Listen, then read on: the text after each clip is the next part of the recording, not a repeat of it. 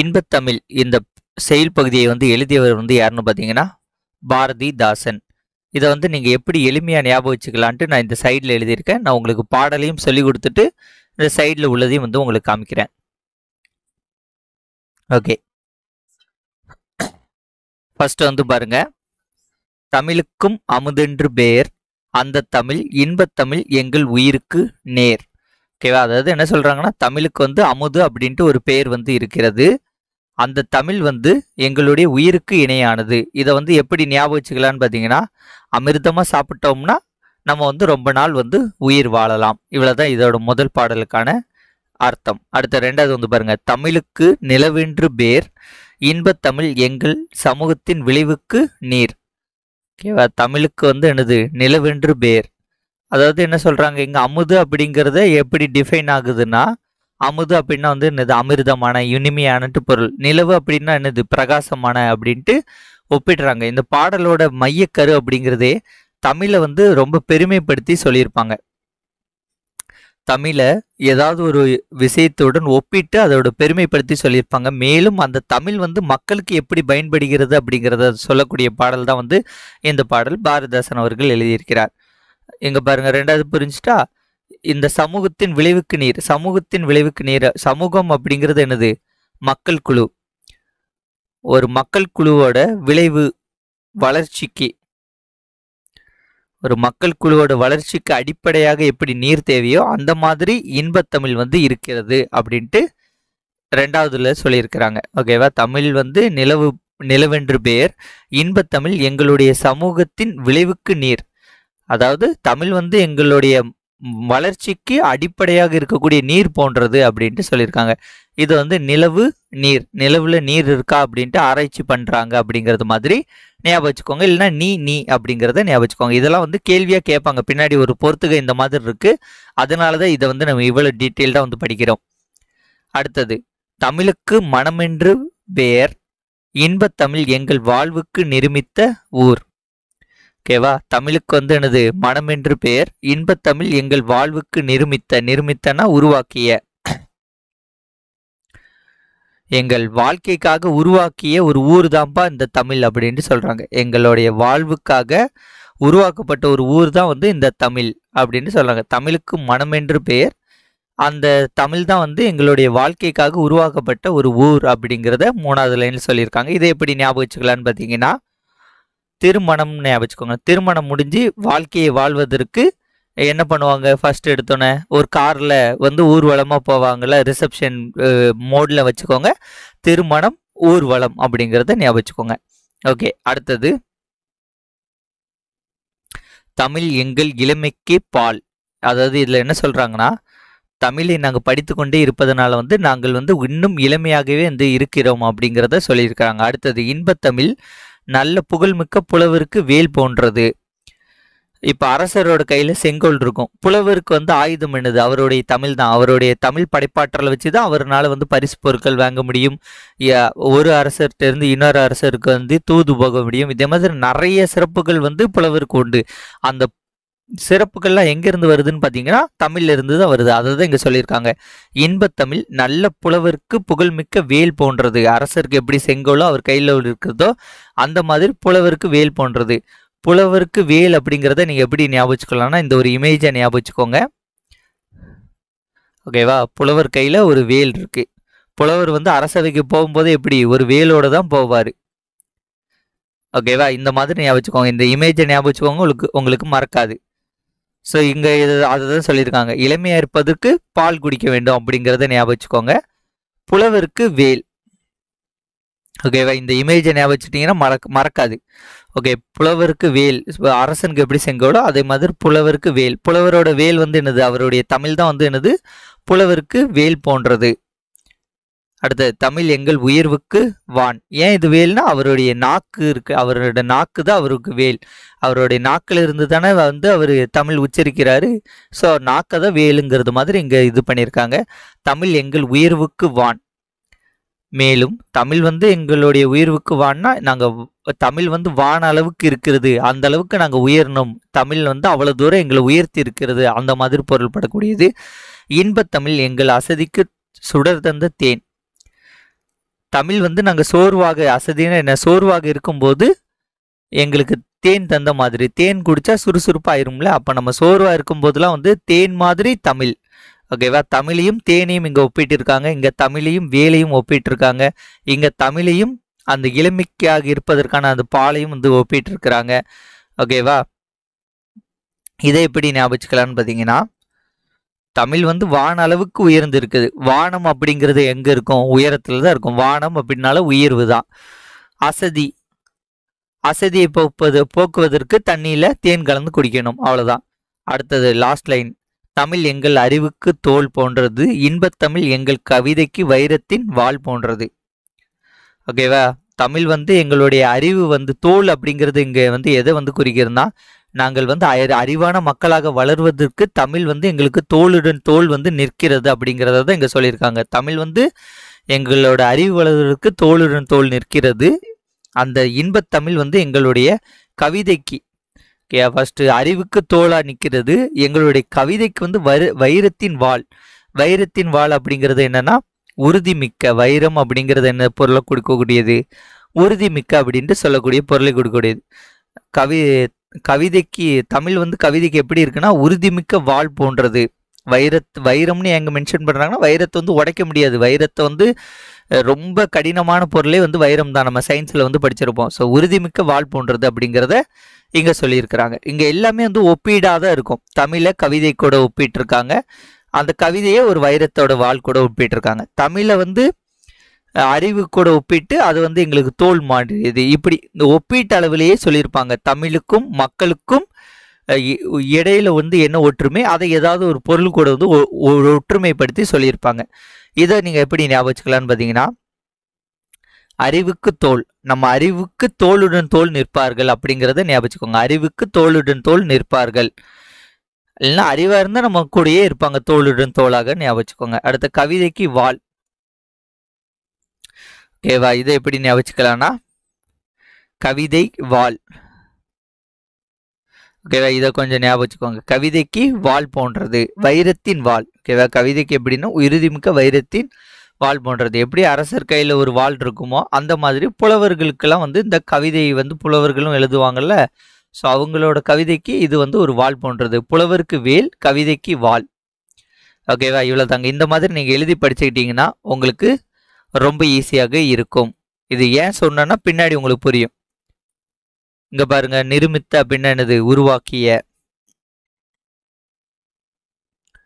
நிருமித்த அப்படின்னா உருவாக்கிய. சமூகம், மக்கள் குழு. விளைவுனா வளர்ச்சி. அசதினா சோர்வு அப்படின்ட்டு பொருள் வந்து இங்க கொடுத்துருக்காங்க. ஓகே,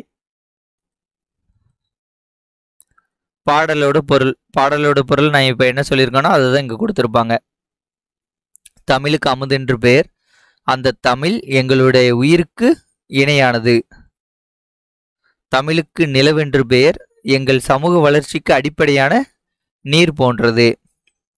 தமிழுக்கு மனம் என்று பெயர், எங்கள் வாழ்விற்காக உருவாக்கப்பட்ட ஊர் ஆகும்.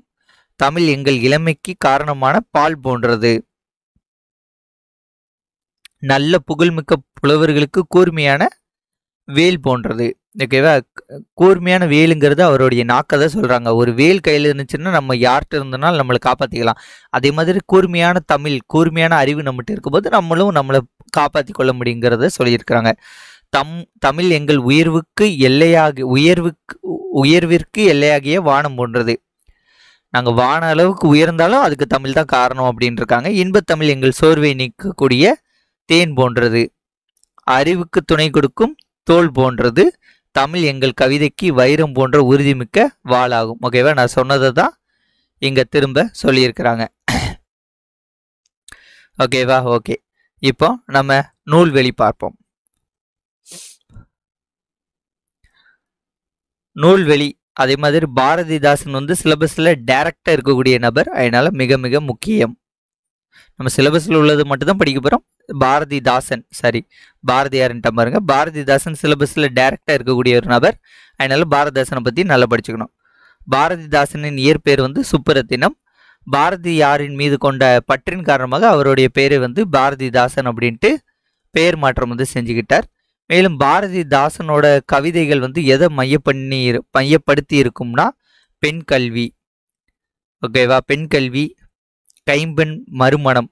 கைம்பெண் மறுமணம்னா வந்து விதவைகள் திருமணத்தை தான் வந்து கைம்பெண் மறுமணம் அப்படின்னு சொல்லுவாங்க. ஸோ கைம்பெண் மறுமணம் அல்லது விதவைகள் மறுமணம் இப்படின்ட்டு சொல்லக்கூடியதான் இதை சொல்லுவாங்க. ஸோ பெண்ணுக்கு இம்பார்ட்டன்ஸ் கொடுத்துருப்பார். பெண் கல்வி, கைம்பெண் மறுமணம், அடுத்த பொது உடைமை, ஆணும் பெண்ணும் சமம், எல்லாரையும் சமமாக நடத்த வேண்டும் அப்படின்ட்டு பொது உடைமை கருத்துக்களை சொல்லியிருப்பார். பகுத்தறிவு. பகுத்தறிவு அப்படிங்கிறது என்னன்னா, ஒரு விஷயத்தை மூட நம்பிக்கையில் இல்லாமல் அதை ஆராய்ந்து பகுத்தறிவா வந்து செயல்பட வேண்டும். அதுதான் வந்து பகுத்தறிவு. இந்த 4 டாபிக்ல தான் வந்து பாரதிதாசன் வந்து பாடல்களை வந்து பாடியுள்ளார், புரட்சிகரமான கருத்துக்களை கூறியுள்ளார். மேலும் புரட்சி கவி என்று போற்றப்படுகிறார், பாவேந்தர் என்று சிறப்பிக்கப்படுகிறார். ஸோ பாரதிதாசன் அப்படின்ட்டு படிக்கும்போதே நம்ம மைண்டில் வந்து என்ன வச்சுக்கணும்னா, இந்த 2 பேரும் சொல்லி சொல்லி படிக்கணும். புரட்சி கவி பாரதிதாசன், பாவேந்தர் பாரதிதாசன், புரட்சி கவி பாரதிதாசன், பாவேந்தர் பாரதிதாசன். நீங்கள் படிச்சீங்கன்னா ஒரு 4 டைம் படிங்க, உங்களுக்கு ஆட்டோமேட்டிக்காக மைண்டில் வந்துடும். ஓகேவா? பாவேந்தர்னா யாருப்பா? பாரதிதாசன். புரட்சி கவினா யாருப்பா? பாரதிதாசன் அப்படின்ட்டு வந்துடும். இதை வந்து நீங்கள் மனப்பாடம் பண்ண தான் வரும். ஓகே. இப்பாடல். இப்பாடல் அப்படிங்கிறது என்னது? இன்பத்தமிழ்.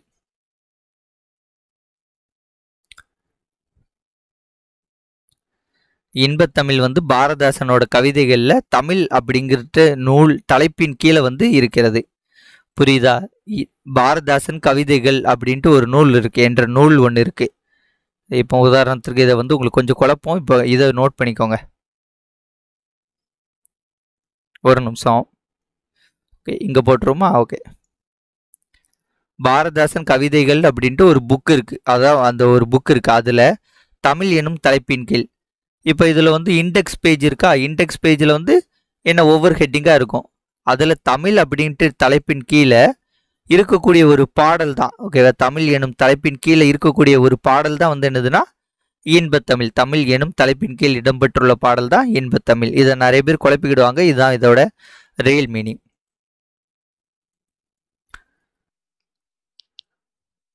ஓகே. தமிழ் கும்மி. இதை வந்து இந்த செயலை வந்து எழுதியது வந்து யாருன்னு பார்த்தீங்கன்னா பெருஞ்சித்திரனார்.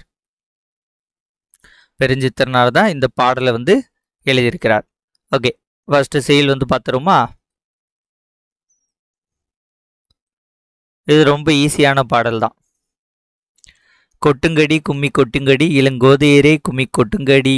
இந்த டியூனை வந்து கேட்ட மாதிரி இருக்கும். சில நேரங்களில் கோவிலில் பாடுறது மாதிரியான ஒரு டியூன். ஏன்னா கும்மி அடிக்கிறது பாடல் வந்து அந்த மாதிரி ஒரு டியூனில் தான் வரும். கொட்டுங்கடி கும்மி கொட்டுங்கடி இளங்கோதையரே கும்மி கொட்டுங்கடி நிலம் 8 திசையிலும் செந்தமிழின் புகழ் எட்டிடவே கும்மி கும்மி கொட்டுங்கடி.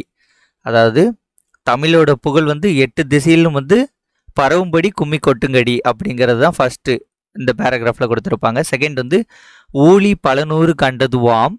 ஊழி அப்படிங்கிறது என்னன்னா ரொம்ப நீண்டகால பகுதி. அப்போ நீண்டகால பகுதியே பல நூறு கண்டது வந்து தமிழ் மொழி. அறிவூற்றனும் நூல் பல கொண்டதும். ஓகேவா? அறிவு இருக்கக்கூடிய நூல்களை வந்து நிறைய கொண்டதும் வந்து தமிழ் மொழி.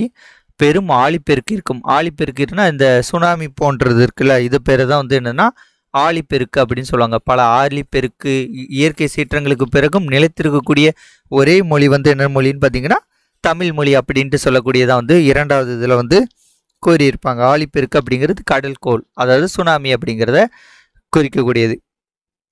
அடுத்தது பொய்யகற்றும். பொய்யை வந்து அகற்றக்கூடியது உள்ள பூட்ட இருக்கும். ஓகே, உள்ள பூட்ட இருக்கும் அப்படிங்கிறது என்னன்னா உள்ளத்தில் இருக்கக்கூடிய அறியாமையை வந்து நீக்கும். அடுத்தது தமிழ் மீது அன்பு கொண்டவருக்கு வந்து தமிழ்ல வந்து இன்பமான பாட்டு இருக்கிறது. அடுத்தது வந்து பார்த்தீங்கன்னா உயிர் வந்து மெய் புகட்டும். ஓகே, இந்த 2 வார்த்தைகளோட மீனிங் வந்து என்னன்னு பார்த்தீங்கன்னா உயிர் போன்ற உண்மையை ஊட்டும் மொழி. ஓகே, மெய் புகட்டும்னா உயிர் போன்ற இது உண்மையை ஊட்டக்கூடிய, புகட்டும்னா ஊட்டக்கூடிய மொழி. அரண்மயமே கிட்டும், அதாவது அறத்தை வந்து தரக்கூடிய மொழி. ஸோ இதில் உள்ள ஒவ்வொரு வார்த்தையும் ஒவ்வொரு இது. இந்த மேதினி வாழ்வழி காட்டியிருக்கும். இந்த உலகம் வாழ்வதற்கான சிறந்த வழிகளை காட்டக்கூடியது. ஓகேவா? இந்த உலகம் சிறந்து வாழ்வதற்கான வழிகளை காட்டக்கூடிய மொழி வந்து நம்ம தமிழ் மொழி, செந்தமிழ் மொழி அப்படிங்கிறத இந்த 3வது ஸ்டான்ஸால கொடுத்துருவாங்க. ஸோ இது 3மே வந்து தமிழோட சிறப்புகள் பற்றி தான் வந்து கூறியிருக்கிறாங்க. ஓகேவா?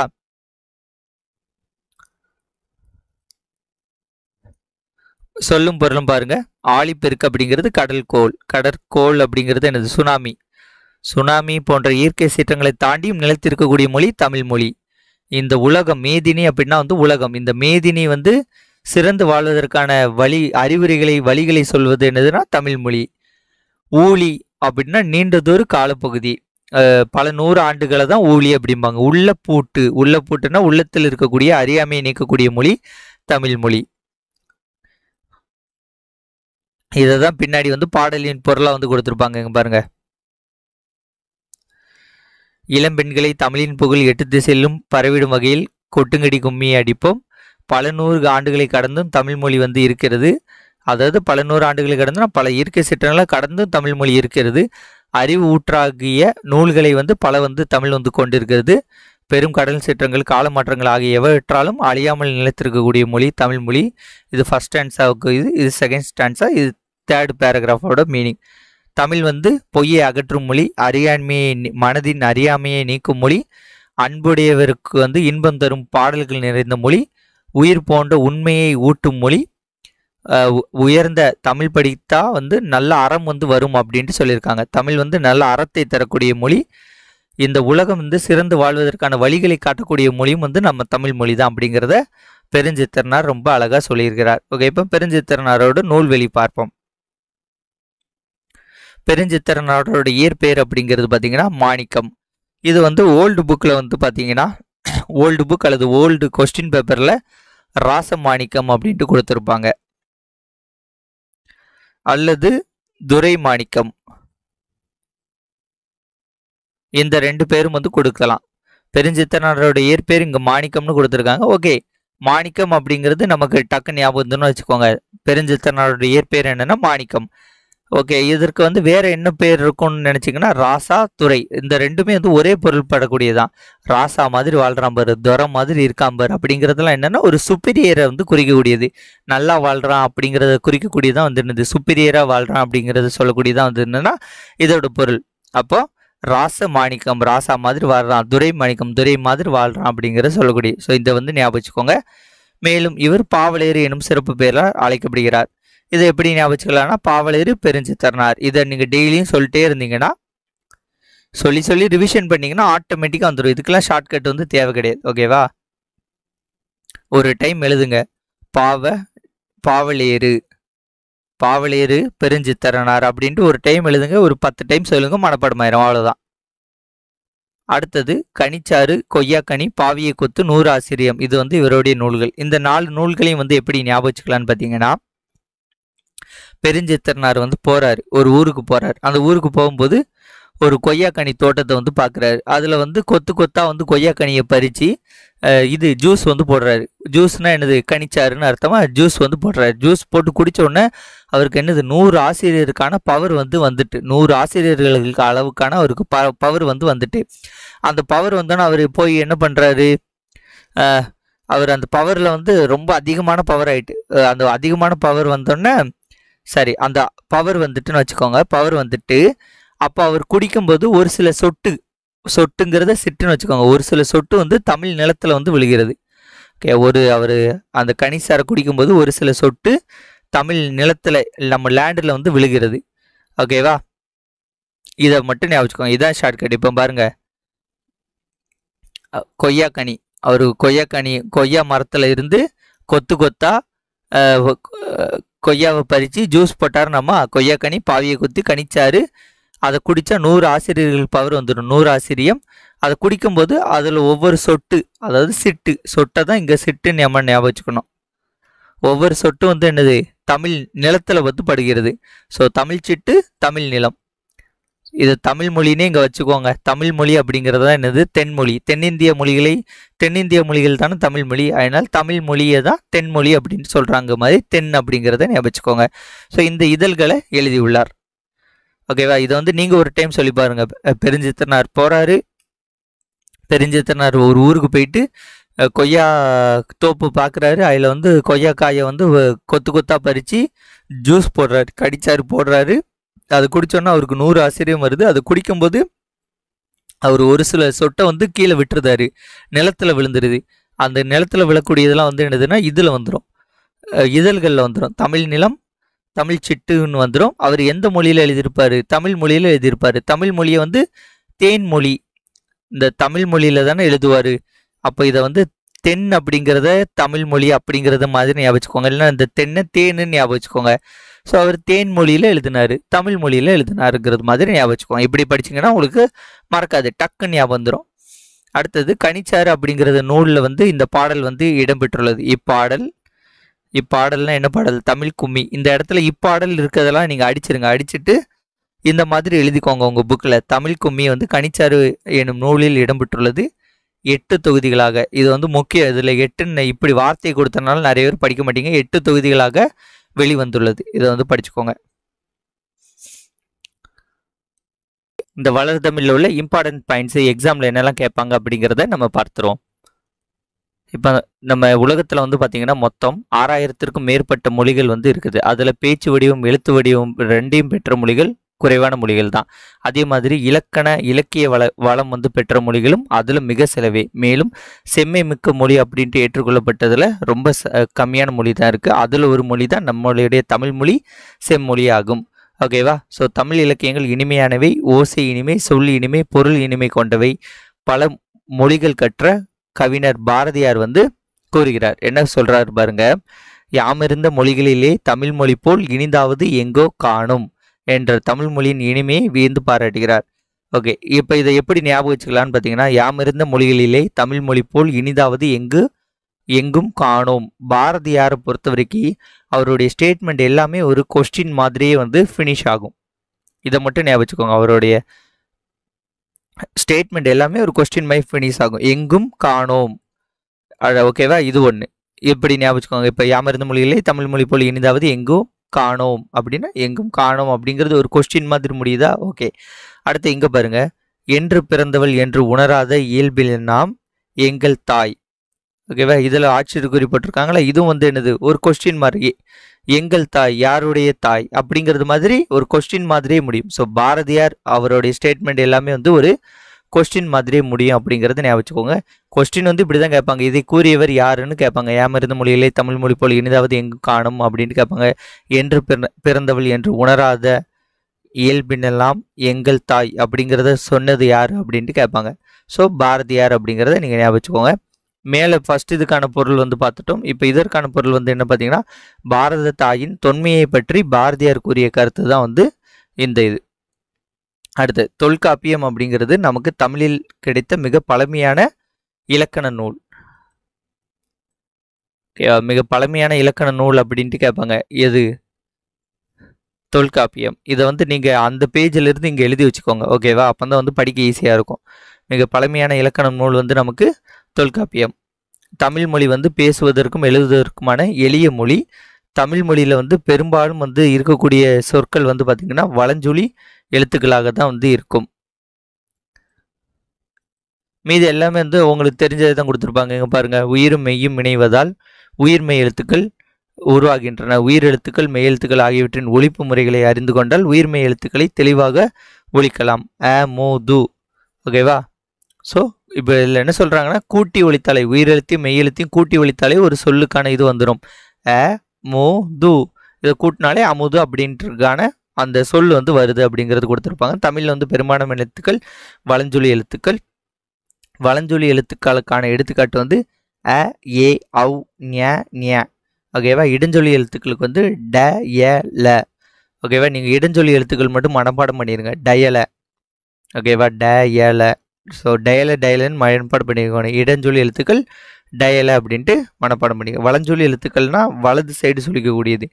இடஞ்சொலி எழுத்துக்கள்னா இடது சைடு வந்து சுழிக்கக்கூடியது. இதுதான் வந்து வலஞ்சொலி மற்றும் இடஞ்சொலி எழுத்திற்கான வேறுபாடு. ஸோ இதை மட்டும் மனப்பாடம் பண்ணிடுங்க. இடஞ்சொலி எழுத்துக்கள் அப்படிங்கிறது டயல.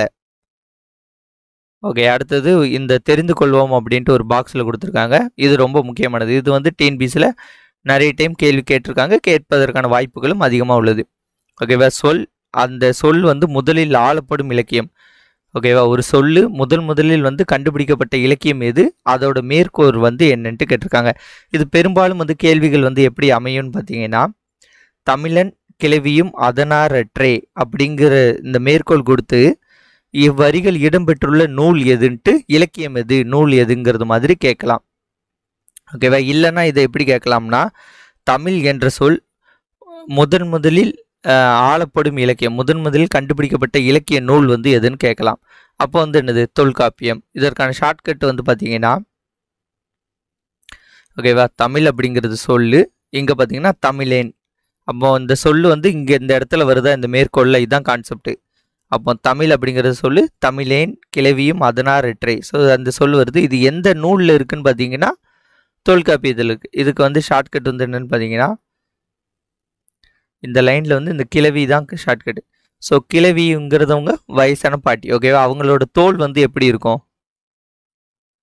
ஓகேவா? அவங்களோட தோல் கொஞ்சம் சுருங்கி இருக்கும். இதுதான் கான்செப்ட் நமக்கு. தமிழன் கிளவியும் அதனார் எற்றே. அப்போ கிளவியோட தோல், அந்த தோல் வந்து சுருங்கி இருந்தாலும் அதில் வந்து தமிழ் ரத்தம் வந்து இருக்கும். அந்த மாதிரி ஞாபகம் வச்சுக்கோங்க. ஓகேவா? ஸோ கிளவியின் தோல் வந்து சுருங்கி இருந்தாலும் தமிழ் ரத்தம் இருக்கும். அப்போ நமக்கு தெரிஞ்சிட்டா தமிழ் அப்படிங்கிறது சொல் வந்து தொல்காப்பியத்தில் வருது. தொல்காப்பியத்தை நான் தோலுங்கிறேன். ஓகேவா? இந்த தோல் அப்படிங்கிறதுக்கான ஷார்ட்கட் வந்து எதுக்கு சொல்கிறேன்னா, தொல்காப்பியம். கிளவியின் தோல் அப்படிங்கிறது தொல்காப்பியம் வந்து உங்களுக்கு ஆட்டோமேட்டிக்காக ஞாபகம் வந்துடும். அதனால தான் வந்து சொல்கிறேன் சார். தமிழன் கிளம்பினா அதனார் எற்றை. இதோட எந்த இதில் இருக்குதுன்னு பார்த்தீங்கன்னா தொல்காப்பியத்தில் இருக்குது. அடுத்த தமிழ்நாடு.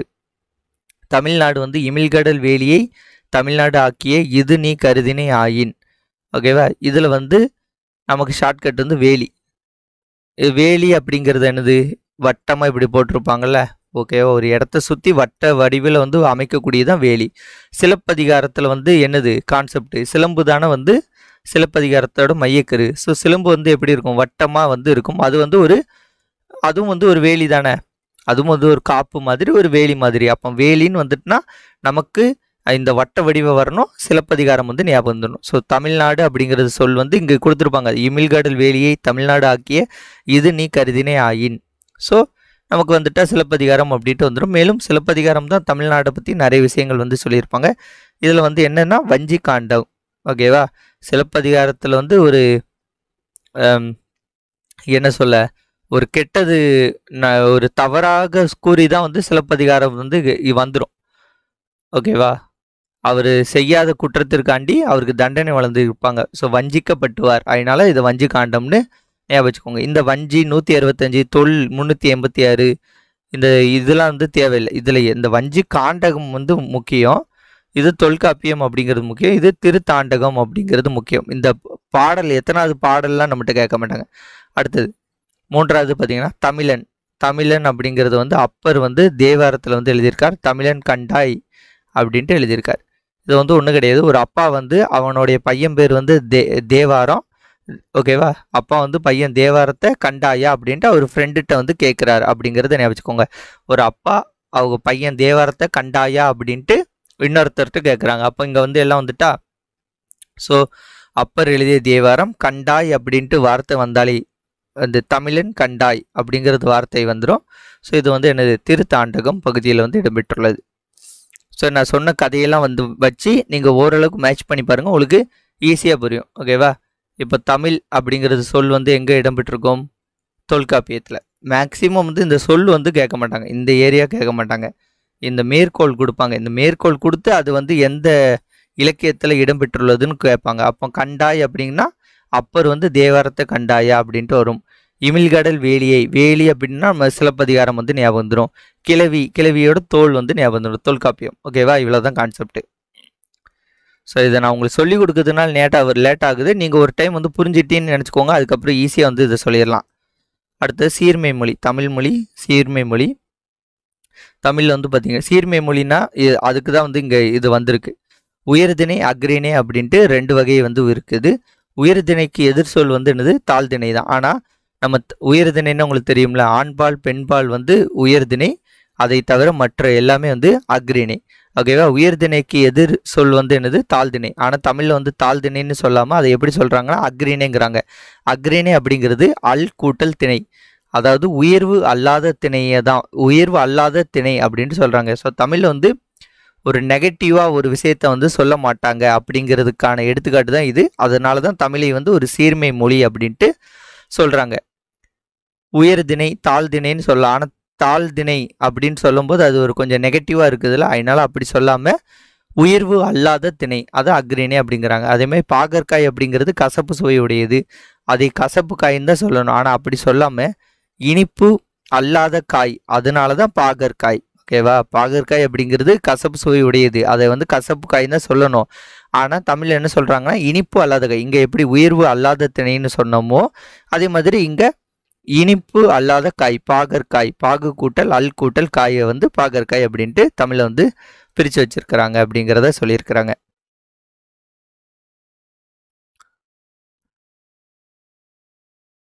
ஓகே, அடுத்து வந்து பார்த்தீங்கன்னா வளமை மொழி. தமிழில் வந்து இலக்கண நூல்கள்னு பார்த்தீங்கன்னா தொல்காப்பியம், நன்னூல், இந்த ரெண்டுமே வந்து தமிழில் வந்து இலக்கண நூல்கள். ஓகேவா? தமிழில் வந்து 8 தொகை 10 பாட்டு, இந்த ரெண்டும் வந்து சங்க இலக்கியங்கள். ஓகேவா? 8 தொகையில் உள்ள நூல்கள் மற்றும் 10 பாட்டில் உள்ள நூல்கள்லாம் வந்து கீழே வந்து கமெண்ட் பண்ணுங்கள். இதான் உங்களுடைய ஹோம்ஒர்க். ஓகேவா? 8 தொகையில் என்னென்ன நூல்கள்லாம் இருக்குது, 10 பாட்டில் என்னென்ன நூல்கள்லாம் இருக்குங்கிறத கீழே கமெண்ட் பண்ணுங்கள். இது வந்து சங்க இலக்கியங்கள். திருக்குறள், நாலடியார் முதலியன வந்து அறநூல்கள். ஸோ இந்த அறநூல்கள் வந்து எத்தனை இருக்குது அப்படிங்கிறதையும் கமெண்ட் வந்து பண்ணுங்கள். அறநூல்கள் அப்படிங்கிறது என்னது? 17 கீழ்கணக்கு நூல்கள் வந்து அறநூல்கள். சங்க இலக்கியங்கள் அப்படிங்கிறது 17 மேல்கணக்கு நூல்கள் வந்து சங்க இலக்கியங்கள் அப்படின்னு சொல்லுவாங்க. ஸோ இதெல்லாம் வந்து கமெண்ட் பண்ணுங்கள். இல்லைன்னா நீங்கள் பாருங்கள் 8 தொகையில் என்னென்ன நூல் வருது, 10 பாட்டில் என்ன நூல் வருது, அறநூல்கள் வந்து என்ன, 17 கீழ்கணக்கு நூல்கள், 17 மேற்கணக்கு நூல்கள்னு என்ன. சங்க இலக்கியங்களில் தான் 17 மேற்கணக்கு நூல்கள்னு சொல்லுவாங்க, அறநூல்களை 17 கீழ்கணக்கு நூல்கள்ன்ட்டு சொல்லுவாங்க. ஓகேவா? இதெல்லாம் கொஞ்சம் ரெஃபர் பண்ணுங்க. அடுத்த சிலப்பதிகாரம், மணிமேகலை எல்லாம் வந்து காப்பியங்கள். ஓகேவா? இவ்வாறு வந்து இலக்கிய இலக்கண வளம் நிறைந்தது தான் நம்மளுடைய தமிழ் மொழின்னு சொல்லியிருக்காங்க. பூவின் 7 நிலைகளை வந்து கொடுத்துருக்காங்க. முதல் உதிர்வது வரை வந்து கொடுத்துருக்காங்க. ஓகே, இதை வந்து நீங்கள் எப்படி ஞாபகம் வச்சுக்கலான்னு பார்த்தீங்கன்னா, இது முதல் நிலை. ஓகே, நிறைய பேர் வந்து பார்த்தீங்கன்னா வீட்டில் வந்து அரும்பு ஒரு போகும், அரும்பு வாங்கி கெட்டுவாங்க. ஓகே, மல்லிகைப்பூவை அந்த மல்லிகைப்பூவை ஞாபகம் வச்சுக்கோங்க, அரும்பு வாங்கி கட்டுவாங்க. ஸோ ஃபஸ்ட்டு ஸ்டேஜ் அரும்பு கட்டிட்டு வச்சோன்னு நினச்சிக்கோங்களேன். கொஞ்சம் நேரம் வச்ச பிறகு அல்லது ஃப்ரிட்ஜில் வச்ச பிறகு அது என்ன ஆகும், கொஞ்சம் மொட்டு விடும். அதுக்கப்புறம் அதிலிருந்து ஒரு வாசம் வரும், மூகை. ஓகே, முகர்ந்து பார்க்குறது மாதிரியான ஒரு வாசம் வந்து வரும். அடுத்தது அது மலராயிரும். மலரானவுடனே தலையில் எடுத்து வைப்போம். தலையில் எடுத்து வச்ச உடனே அது கொஞ்சம் நேரத்தில் வந்து அலர்னா வந்து கொஞ்சம் அப்படியே வாட ஆரம்பிச்சிடுறதுன்னு அர்த்தம். அதுக்கப்புறம் பார்த்தீங்கன்னா அந்த ஒரு பூ அப்படிங்கிறது ஃபஸ்ட்டு ஒரு குட்டியாக இப்படி இருக்கும். ஓகேவா? அது கடைசியில் பார்த்தீங்கன்னா அது எப்படி படவரைங்க, அது கடைசியில் அந்த இதெல்லாம் வந்து இப்படி விரிஞ்சிருமா, ஒரு மாதிரி இப்படியே விரிஞ்சிரும். ஓகேவா? அப்படி விரிகிறது வி மாதிரி விரிஞ்சிரும். ஓகேவா? வி மாதிரி விரிஞ்சிரும். அது வந்து வி. இது வந்து 6வது ஸ்டேஜ். கடைசியில் 7வது ஸ்டேஜ் வந்து என்னன்னு பார்த்தீங்கன்னா அது வந்து ஒரு செம்பு கலரில், ஓகேவா, ஒரு ப்ரௌனிஷ் செம்பு கலரில் வந்து அது மாறிடும். அது வந்து செம்பல். இவ்வளோ தான். இந்த 7 நிலைகளை வந்து இந்த மாதிரி படிச்சுக்கோங்க. அரும்பு, மொட்டு, மூகை, மலர், அலர், வி, செம்மல் அப்படிங்கிறத படிச்சுக்கோங்க. இந்த நான் சொன்னோம்ல, இந்த ஷார்ட்கட் ஒருத்தங்க ஒரு வீட்டில் மல்லிகைப்பூ வாங்குறாங்க. அது மல்லிகைப்பூ அரும்புல இருந்து அது எப்படி கடைசியில் வாடி போய் தூர போகிறது வரைக்கும் உள்ள ஸ்டேஜஸை இப்படிங்கிறத ஞாபகம் வச்சுக்கோங்க. அடுத்தது மா அப்படிங்கிற ஒரு சொல்லுக்கு எவ்வளவு பொருள் இருக்குன்னு பாருங்க. மா எனும் ஒரு சொல்லுக்கு மரம், விலங்கு, பெரிய, திருமகள், அழகு, அறிவு, அளவு, அழைத்தல், துகள், மேன்மை, வயல், வண்டு போன்ற இவ்வளவு பொருள் வந்து மா அப்படின்ட்டு சொல்லுக்கு வந்து இருக்கிறது. ஸோ இதை வந்து படிச்சுக்கோங்க. மேலும் வந்து மா அப்படிங்கிறது வந்து இதில் பெரிய இருக்கா, பெரிய சிறிய இந்த மாதிரி ரிலேட்டடாகவே வந்து வரும். ஓகேவா? இது வந்து மேக்ஸிமம் கேட்க மாட்டாங்க, ஜஸ்ட் ஒரு 1 or 2 டைம் படித்து வைங்க, ஞாபகம் வந்துடும். அடுத்தது வளர்தமிழ். தமிழில் வந்து பார்த்தீங்கன்னா தமிழை வந்து முத்தமிழ் அப்படிங்கிறாங்க. முத்தமிழ் அப்படிங்கிறதுனா என்னது? இயல்தமிழ், இசைத்தமிழ், நாடகத்தமிழ். ஓகேவா? இந்த மூன்றும் சேர்ந்தது தான் என்னது? முத்தமிழ் அப்படின்ட்டு நம்ம சொல்கிறோம். இயல்தமிழ் எண்ணத்தை வெளிப்படுத்தும், இசைத்தமிழ் உள்ளத்தை மகிழ்விக்கும், நாடகத்தமிழ் உணர்வில் கலந்து வாழ்வின் நிறைகுறிகளை சுட்டி காட்டும். ஸோ இயல்தமிழ், இசைத்தமிழ், நாடகத்தமிழ் அப்படின்ட்டு 3 இருக்கிறது. அதேமாதிரி தமிழில் வந்து 2 இது இருக்குது. தமிழ் கவிதை வடிவங்கள், மேலும் தமிழில் வந்து உரைநடை வடிவங்கள்ட்டு 2 இருக்குது. இல்லை கவிதை வடிவங்கள் பார்த்தீங்கன்னா புது கவிதை, கவிதை அப்படின்ட்டு இந்த 2 வந்து அவங்களே கொடுத்துட்டாங்க. அது போக துளிப்பா, செய்யுள். ஓகேவா? செய்யுளும் வந்து கவிதை மாதிரி தான் இருக்கும். ஸோ இந்த துளிப்பாவை மட்டும் ஞாபகம் வச்சுக்கோங்க. இந்த 3 மேக்ஸிமம் சொல்லிடலாம். செய்யுள், கவிதை, புது கவிதை, துளிப்பா அப்படிங்கிறது மட்டும் ஞாபகம் வச்சுக்கோங்க. அதே மாதிரி உரைநடையில் வந்து ரொம்ப ஈஸி. உரைநடையில் கட்டுரை அப்படிங்கிறதும் உரைநடை மாடலில் தான் இருக்கும். புதினம் அப்படிங்கிறது உரைநடை மாடல் தான் இருக்கும். சிறுகதை அப்படிங்கிறதும் உரைநடை மாடலில் தான் இருக்கும். ஸோ இந்த 3 வந்து உரைநடை வடிவங்கள். அது போக தற்போது வந்து தமிழில் வந்து என்னது, அறிவுத்தமிழ், கணினி தமிழ் அப்படிங்கிறதும் வளர்ந்துருக்கு. அடுத்து தெரிந்து கொள்வோம் தாவர இலை பெயர்கள். இதில் வந்து எப்படின்னா, இந்த வார்த்தை இது கூட சேர்த்து வசிக்கணும். இது வந்து ஆள் இலைன்னா ஆலமரத்து இலைன்னு நினைக்கிறேன். ஓகேவா? ஆள் இலை, அரச மரத்து இலை, மா இலை, பலா இலை, வாழை இலை. ஓகேவா? இது கூட நீங்கள் சொல்லி சொல்லி பார்த்தீங்கன்னா உங்களுக்கு ஆட்டோமேட்டிக்காக வந்துடும். ஆள் இலை, அரசு மர இலை, மா இலை, பலா இலை, வாழை இலை. அகத்தி இலை, பசை இலை, முருங்கை பசலை இலை, முருங்கை இலைன்னு வராது. ஓகேவா? அகத்திக்கீரை, பசலைக்கீரை, முருங்கைக்கீரை இல்லை நம்ம அன்றாட சொல்லக்கூடிய சொற்கள் தான். அருங்கம்புல், கோரைப்புல், நெல் தாள், வரகுத்தாள். ஓகேவா? இது மட்டும் கொஞ்சம் டிஃப்ரெண்ட்டாக இருக்கும். நெல் தாள், வரகுத்தாள், மல்லித்தலை. ஓகேவா? இல்லை வீட்டில் உள்ளவங்களுக்குலாம் இந்த பேர் தரும். சப்பாத்தி கள்ளி, தாளை. இதை வந்து எப்படி நீ ஞாபகம் வச்சுக்கலாம்னா, ஒரு சப்பாத்தி கள்ளி ஒரு தோட்டம் இருக்குது. சப்பாத்தி கள்ளி அப்படிங்கிறது இந்த மாதிரி அப்படியே முள்ளு முள்ளாக இருக்கும். ஓகேவா? இந்த சப்பாத்தி கள்ளி தோட்டத்துக்குள்ளே ஒரு தாள் வந்து விழுந்துட்டு, ஒரு பேப்பர் தாள் வந்து விழுந்துட்டுன்னு வைங்க, அதை எடுத்துட்டானா அவனுக்கு மடலே கொடுக்கலாம். அந்த அளவுக்கு கஷ்டமானது. ஏன்னா கையெல்லாம் கிழிச்சிரும்ல. அதனால ஓகே, சப்பாத்தி கள்ளி தாள். அப்போ சப்பாத்தி கள்ளி தோட்டத்துக்குள்ளே ஒரு தாள் விழுந்துட்டுனா அதை எடுத்தால் மடலே கொடுக்கலாம். அதுதான் இங்கே கான்செப்ட். அதுமாதிரி நெல் வரகுத்தாள் அப்படிங்கிறது வந்து பார்த்திங்கன்னா, அதில் வந்து அந்த நுனி பகுதியில் வந்து ஒரு சின்னதாக தாள் மாதிரி வந்து உதிரும். அந்த மாதிரி ஞாபகம் வச்சுக்கோங்க. கரும்பு தோகை, நாணல் தொகை. ஓகேவா? கரும்பு தோட்டம் எப்படி இருக்கும்? தோகை மாதிரி, மயில் தோகை மாதிரி விரிச்சிருக்கும். அதனால கரும்பு தோகை, நாணல் தோகை. பனை ஓலை, தென்னை ஓலை. அடுத்தது கமுகு அப்படிங்கிறது கூந்தல்.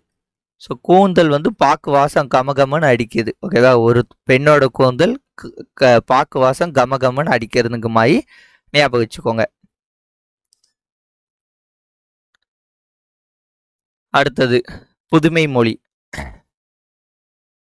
ஓகேவா? இணையம், இன்டர்நெட், முகநூல், ஃபேஸ்புக், புலனம், வாட்ஸ்அப். குரல் தேடல். குரல் தேடல்னா வாய்ஸ் சர்ச்சிங். தேடுபொறி. தேடுபொறி அப்படிங்கிறது சர்ச் இன்ஜின். எடுத்துக்காட்டு கூகுள். செயலி அப்படிங்கிறது உலாவி. உலாவி அல்லது சில செயலி அப்படிங்கிறது இது ஆப். ஓகேவா? ஆப்பு. தொடுதிரை அப்படிங்கிறது டச் ஸ்கிரீன். இதில் இந்த அளவுக்கு தமிழ் வளர்ந்து இதில் என்ன சொல்லியிருக்காங்க? ஸோ இவ்வளோ புதிய வார்த்தைகள் வந்து தமிழில் வந்திருக்கு அப்படின்ட்டு சொல்லியிருக்காங்க.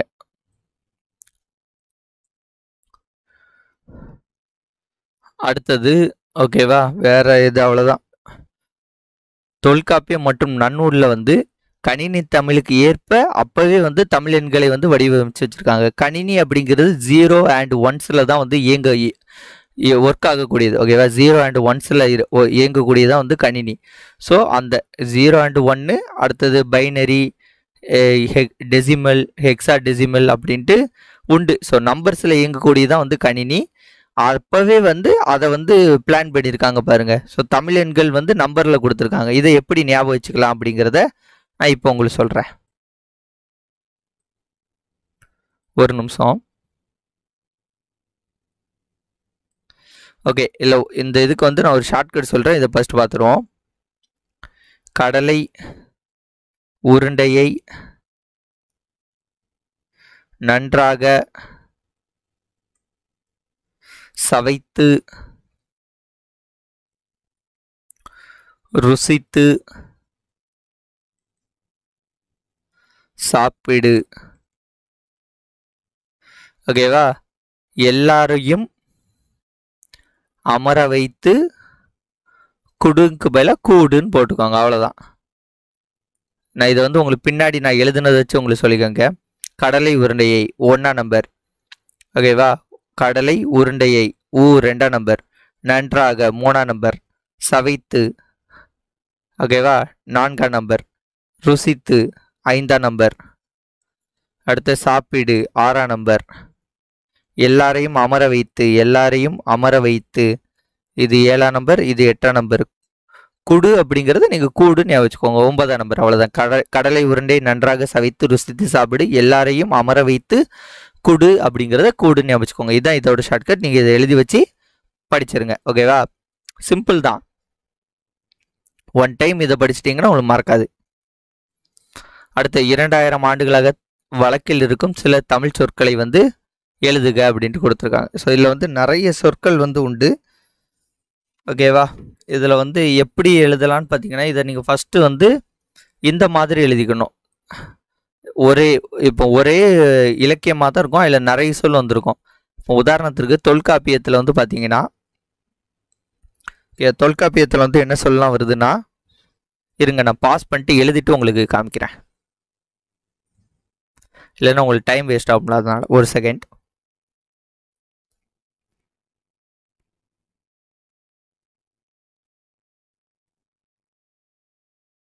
இந்த மாதிரி வந்து நீங்கள் எழுதி வச்சுக்கோங்க. நான் காமிக்கேன், ஒரு நிமிஷம்.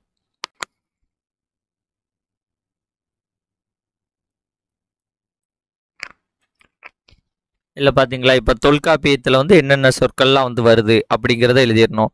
அடுத்து திருக்குறள், குறுந்தொகை, அகநானூறு. ஓகே, இப்போ அகநானூறு வந்து போகிறோம். அகம் அப்படிங்கிறது என்னது? மனது அப்படிங்கிறது மாதிரி வரும். ஓகேவா? உள்ளார்ந்தது. இப்போ கோடை விடுமுறையில் ஒரு பையன் வந்து விளையாட போகிறான். விளையாட போய் கீழே விழுந்து அடிபட்டு அவனுக்கு என்னது மருந்து வந்து போடுவாங்க. அகநானூறு அப்படிங்கிறது இந்த வாழ்க்கையில் பற்றி வரக்கூடிய. ஸோ அகம் அப்படிங்கிறதுனால அவனுடைய அகத்தில் அடிபட்டுட்டு, அதனால அது கோடை விடுமுறை அவனோட அகத்தில் அடிபட்டுட்டு அதனால மருந்து போடுறாங்கன்னு ஞாபகம் வச்சுக்கோங்க. குறுந்தொகையை பொறுத்த வரைக்கும் பாருங்க, பாம்பு முதலை மீனெல்லாம் பிடிச்சி நல்லா செய்யணும். ஓகேவா? விலங்கு ரிலேட்டடாக வரும். பாம்பு முதலை மீனெல்லாம் பிடிச்சி நல்லா செஞ்சு சாப்பிடணும். திருக்குறள். ஓகேவா? திருக்குறள் நிறைய இது வரும்.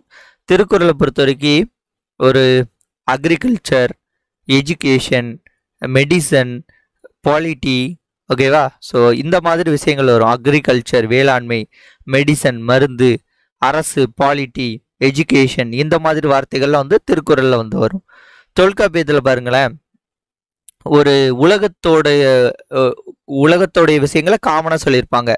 உலகம், ஊர், அன்பு, உயிர், மகிழ்ச்சி, புகழ், செல், ஒளி, முடி. இது எப்படி வச்சுக்கலாம்னா, ஒரு ஊரில் ஒருத்தர் இருக்கான். ஓகேவா? அவன் எல்லார் மேலேயும் அன்பாக இருக்கிறான், எல்லா உயிர்கள் மேலேயும் அன்பாக இருக்கிறான். அதனால அவன் ரொம்ப மகிழ்ச்சியாக இருக்கிறான். அதனால அவனுக்கு புகழ் வந்து ஆட்டோமேட்டிக்காக வந்து செல் அப்படிங்கிறது சேர்ந்துக்கிட்டே வந்து இருக்கிறது. ஓகேவா? ஸோ அதனால அவனுக்கு உலகத்தில் எங்கே போனாலும் அவனுக்கு வந்து செல்வாக்கு தான். கடைசியாக வந்து ஓடி ஆடி முடிந்து அவனோட கடை முடிந்து விட்டது. இந்த மாதிரி நீங்கள் சும்மா ஞாபகம் வச்சுக்கோங்க. ஓகேவா? இந்த ஒரு ஸ்டோரி டக்குன்னு வந்துச்சு சொன்னேன். ஸோ இந்த மாதிரி நீங்கள் ஞாபகம் வச்சுக்கிட்டிங்கன்னா இந்த விஷயங்கள் வந்து மறக்காது. ஓகே, நான் இப்போ இதை வந்து புக்கில் உள்ளதுபடி சொல்கிறேன். இது சொல்லிட்டேன்னா இதில் இல்லாத ஒரு சில வார்த்தைகளை வந்து நான் உங்களுக்கு இப்போ இங்கே சொல்கிறேன். ஏதாவது ஒரு வார்த்தை ஒரு இடத்துல மட்டும் இடம்பெற்றிருக்கும். அதனால இப்போ வேளாண்மை அப்படிங்கிறது நம்ம திருக்குறள் பார்த்தோம். அது போக பார்த்தீங்கன்னா களி. ஸோ வேளாண்மை யாரும் கழித்து விடாதீர்கள். உழவர்கள் எல்லாருமே வந்து நல்லவர்கள் தான். ஸோ நற்றிணை. பாம்பு வந்து பார்த்தாச்சு, குறுந்தொகை. வெள்ளம் வந்துச்சுன்னா ஒரு 10 நாள் லீவ் விடுவாங்க. முதலை. ஓகேவா? முதலை, பாம்பு, முதலை, மீன் இதெல்லாம் வந்து நல்லா செஞ்சு சாப்பிடணும். அது குறுந்தொகை. கோடை விடுமுறையில் அடிபட்டுட்டு, அது வந்து என்னது? அகநானூறு. உலகம் அப்படிங்கிறது தொல்காப்பியம். மேலும் வந்து என்னது? திருமுருகாற்றுப்படை. ஓகேவா? முருகர் தான் வந்து என்னது? உலகத்தை சுற்றி வந்து அந்த ஞான பழத்தை வந்து பெற்றார். இந்த கதை உங்களுக்கு தெரிஞ்சிருக்கும்னு நினைக்கிறேன். ஓகேவா? சிவன் வந்து சொல்லுவார், யார் இந்த உலகத்தை ஃபர்ஸ்ட் சுற்றி வராங்களோ அவங்களுக்கு இந்த ஞான பழம் அப்படிம்பாரு. உடனே முருகர் வந்து என்ன பண்ணுவார்? உலகத்தை சுத்த மயில் எடுத்துட்டு போயிடுவார். ஆனால் பிள்ளையார் வந்து என்ன பண்ணுவார்? அவங்க அப்பா அம்மாவை சுற்றி வந்து இன்னைக்கு தான் என் உலகம், அதனால நான் உங்களை சுற்றி வந்துட்டு எனக்கு ஞான பழத்தை தாங்கிட்டு வாங்கிடுவார். அப்போ உலகம் அப்படின்னு வந்து வந்துச்சுன்னா உங்களுக்கு முருகர் ஞாபகம் வந்துடணும். அப்போ திருமுருகாற்றுப்படை. ஓகேவா? தொல்காப்பியமும் ஞாபகம் வரணும். அந்த ஆப்ஷனில் தொல்காப்பியம் இல்லைன்னா திருமுருகாற்றுப்படை. மருந்து அப்படிங்கிறது அகநானூறு. ஊர் அப்படிங்கிறது தொல்காப்பியம். அடுத்து அன்பு அப்படிங்கிறது தொல்காப்பியம். அன்பு அப்படிங்கிறது தொல்காப்பியத்திலும் வரும், திருக்குறளையும் வரும். ஓகேவா? திருக்குறள்லையும் வந்து இந்த தொல்காப்பியத்துக்கு திருக்குறளுக்கும் வந்து இங்கே பாருங்க ஒரு 4 வார்த்தை வந்து சேமாக இருக்கும். இங்கே பாருங்க என்னது? அன்பு தொல்காப்பியத்திலும் வரும், திருக்குறளையும் வரும். உயிர், மகிழ்ச்சி, இதெல்லாம் தொல்காப்பியம், திருக்குறள். மீன் குறுந்தொகை, புகழ் தொல்காப்பியம், அரசு திருக்குறள், செய் குறுந்தொகை, செல் அப்படிங்கிறது வந்து என்னது தொல்காப்பியம். நான் சொன்ன கதை அடுத்த இதெல்லாம் வந்து நீங்கள் 1 or 2 டைம் படிச்சிங்கன்னா உங்களுக்கு ஆட்டோமேட்டிக்காக மனப்பாடம் ஆயிரும். இதுலேருந்து கேள்வி கேட்பார்களான்னு சொல்ல முடியாது, ஆனால் கேட்டால் நமக்கு பதில் தெரியணும்ல. தமிழில் ஒவ்வொரு கொஸ்டின் நமக்கு இம்பார்ட்டன்ட் தான். செல் அப்படிங்கிறது தொல்காப்பியம். இதெல்லாம் நமக்கு தேவையில்லை. இந்த புறத்திணையில் வேற்றுமையெல்லாம் மேக்சிமம் தேவையில்லை. என்ன நூல் தெரிஞ்ச போதும். பார் பெரும்பானாற்று படை. ஓகேவா, இங்கே ஒரு பெரிய பானாற்று படை வருது, அதை பாரு அப்படிங்கிறது சொல்கிற மாதிரி. ஒளி அப்படிங்கிறது தொல்காப்பியம், முடி அப்படிங்கிறது தொல்காப்பியம். ஸோ இங்கே தொல்காப்பியத்தை நீங்கள் நல்லா எழுதி தனியாக படிச்சிட்டாலே உங்களுக்கு மேக்ஸிமம் வந்து ஒர்க் வந்து முடிஞ்சிடும். ஓகே, இந்த இலக்கண பகுதியிலேருந்து டிஎன்பிசியில் கேள்வி கேட்பாங்களா அப்படின்னு பார்த்தீங்கன்னா கேட்க மாட்டாங்க, கேட்பது ரொம்ப கஷ்டம். ஆனால் இது வந்து பேசிக்ஸ் ஆஃப் இலக்கணம். ஓகேவா, நம்ம இலக்கணத்தில் வந்து கேள்வி கேட்குறத மட்டும்தான் படிப்போம்னா அது சரிப்பட்டு வராது. நம்ம பேசிக்ஸ் இலக்கணம்லாம் நல்லா கற்றுக்கிட்டாதான் நம்மளுக்கு வந்து எப்படி கேள்வி கேட்டாலும் நம்மளால் ஆன்சர் வந்து பண்ண முடியும். அதனால் இதெல்லாம் பேசிக்ஸான இலக்கணம். தமிழ் எழுத்துக்களின் வகையும் தொகையும். ஓகே, தமிழ் மொழியின் இலக்கண வகைகள் வந்து மொத்தம் 5. இது நம்ம எல்லாருக்குமே சின்ன வயசுலேயே படிச்சிருப்போம். எழுத்து இலக்கணம், சொல் இலக்கணம், பொருள் இலக்கணம், யாப்பு இலக்கணம், அணி இலக்கணம் அப்படின்ட்டு இலக்கண வகைகள் வந்து மொத்தம் 5 வகைகள் வந்து படும். ஓகேவா, அதில் எழுத்து அப்படிங்கிறது என்னது, ஒரு ஒளி வடிவத்திற்கு. இப்போ நம்ம வந்து அம்மான்னு கூப்பிடுறோம், அது வந்து ஒளி. அம்மா அப்படின்ட்டு கூப்பிடுறது வந்து ஒளி. இது வந்து என்னது, எழுத்து வடிவம். அவ்வளோதான், அதை தான் வந்து இங்கே கொடுத்துருக்காங்க. உயிர் எழுத்துக்கள் நமக்கு தெரியும். உயிர் எழுத்துக்கள் 12. அ, ஆ, இ, ஈ, உ, ஊ, ஏ, ஐ, ஓ, ஔ. ஓகேவா, இது வந்து உயிர் எழுத்துக்கள் 12 எழுத்துக்கள் வந்து இருக்கிறது. மெய் எழுத்துக்கள் வந்து எத்தனை, 18 எழுத்துக்கள் வந்து இருக்கிறது. இதில் வந்து குறில் எழுத்துக்கள், நெடில் எழுத்துக்கள் அப்படின்ட்டு 2 பிரிவாக வந்து பிரிச்சிருப்பாங்க. குறைவான ஓசையை உடையது வந்து குறில் எழுத்துக்கள், கொஞ்சம் நீண்டு ஒலிக்கக்கூடிய எழுத்துக்கள் வந்து நெடில் எழுத்துக்கள். அ, இ, உ, ஏ, ஓ இதெல்லாம் வந்து குறைவான ஒலி எழுப்பக்கூடியது. இது ஆகிய 5ம் குறுகி ஒலிக்கின்றன. அதனால வந்து இது என்னது, குறில். இது வந்து உயிர் குறில். ஓகே, அடுத்த ஆ, இ, உ, ஏ, ஐ, ஓ, ஔ. ஓகேவா, இதெல்லாம் வந்து நெடில், நீண்டு ஒலிக்கின்றன. இந்த 7ம் வந்து உயிர் நெடில் எழுத்துக்கள். ஓகே, இதெல்லாம் வந்து பேசிக்ஸ் தான் வந்து இந்த இதில் கொடுத்துருப்பாங்க. இப்போ அடுத்தது குறுகி ஒலிக்கிறதுனால இது வந்து குறில் எழுத்துக்கள், இந்த 7ம் வந்து நெடில் எழுத்துக்கள் அப்படின்னு கொடுத்துட்டாங்களா. அடுத்து இந்த இதுக்கெல்லாம் வந்து இப்போ இது எடுத்துக்கிறதுல ஒவ்வொரு எழுத்தையும் உச்சரிப்பதற்கு எடுத்துக்கொள்ளக்கூடிய கால அளவு வந்து உண்டு. அந்த கால அளவு தான் வந்து என்னென்னா மாத்திரை அப்படின்ட்டு சொல்லுவாங்க. ஓகேவா, குறில் எழுத்துக்கள் குறுகி ஒலிக்கின்ற குறில் எழுத்துக்கு ஒரு மாத்திரை, நீண்டு ஒலிக்கின்ற நெடில் எழுத்துக்களுக்கு வந்து ஒரு மாத்திரைன்னு இருக்கும். ஓகேவா, மாத்திரையோட அளவுகளை நீங்கள் பார்த்தீங்கன்னா மாத்திரை அப்படிங்கிறது அந்த ஒரு செகண்ட் தான். இப்போ அவ்வளோதான், ஒரு செகண்டில் முடிஞ்சிடும். அப்படிங்கிறது கூட ஒரு 2 செகண்ட் வரும். ஓகேவா, இந்த ஒரு மாத்திரை என்பது ஒரு முறை கண் இமைக்கவோ அல்லது ஒரு முறை கண் நொடிக்கவோ ஆகும் கால அளவு. ஓகேவா, குறில் எழுத்தை பொறுத்த வரைக்கும் அதோட மாத்திரை ஒரு மாத்திரை. மாத்திரை அப்படிங்கிறது உங்களுக்கு புரியுறதுல இந்த ஒரு ஓசை வந்து எவ்வளவு செகண்ட் வருதோ அதை தான் வந்து மாத்திரை அப்படின்ட்டு சொல்லுவாங்க. குறுகி ஒலித்தால் குறில் எழுத்து, நீண்டு ஒலித்தால் நெடில் எழுத்து, அதற்கான மாத்திரை அளவுகள் எங்களுக்கு சொல்லியிருக்காங்க. குறில் எழுத்துக்கு வந்து ஒரு மாத்திரை, நெடில் எழுத்துக்கள் வந்து 2 மாத்திரைன்னு சொல்லியிருக்காங்க. நம்ம இதுவரை பார்த்தது வந்து என்னன்னு பார்த்தீங்கன்னா உயிர் எழுத்துக்கள் பார்த்தோம். இப்போ மெய் எழுத்துக்கள். ஓகேவா, மெய் எழுத்துக்கள் மொத்தம் எத்தனை, 18. மெய் எழுத்துக்கள் மொத்தம் எத்தனை, 18. மெய் என்பது உடம்பு என பொருள்படும். மெய்யெழுத்துக்களை ஒலிக்க உடல் இயக்கத்தின் பங்கு இன்றியமையாதது. ஓகேவா, ஸோ இது வந்து இன்னொரு இடத்துல வந்திருக்கும். எங்கே இருந்து ஒவ்வொரு எழுத்துக்களும் வந்து பிறக்கின்றன அப்படிங்கிறத வேற ஒரு இடத்துல வந்து கொடுத்துருப்பாங்க. ஓகே,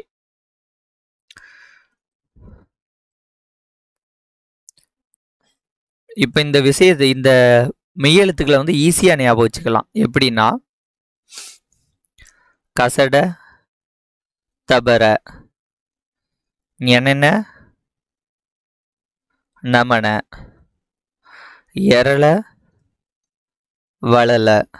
ஓகேவா, இது 6, 6, 12, 18. ஓகேவா, இதுதான் வந்து என்னது, இது மெய்யெழுத்துக்கள். இப்போ கசட தபர அப்படிங்கிறது என்னது, வல்லினம். அதான் இங்கே சொல்லியிருப்பாங்க. இங்கே வந்து இது இக்கு, இச்சி, இட்டு, இத்து, இப்பு, இர்ன்னு கொடுத்துருப்பாங்க. இது வந்து உயிர் மெய். ஓகேவா, ஸோ இது வந்து வல்லினம். அதுதான் கசட தபர வல்லினம். மெல்லினம் ஞனன நமன இடையினம் எரள வரல. ஓகேவா? இங்க பாருங்க, இக்கு இங்கு இச்சி இஞ்சி இட்டு இன்னு இத்து இந்து இப்பு. ஓகேவா?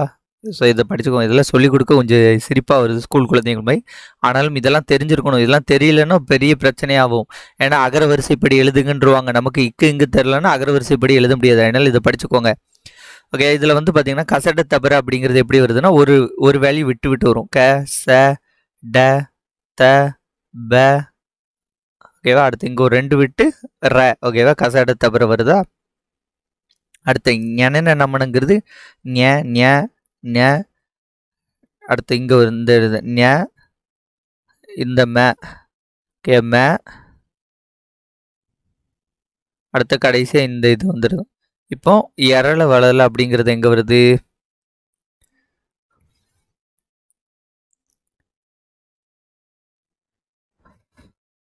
அது வந்து இந்த ஒரு எழுத்து, இங்கே ஒரு எழுத்தும் அடுத்து இந்த 5 எழுத்தும்.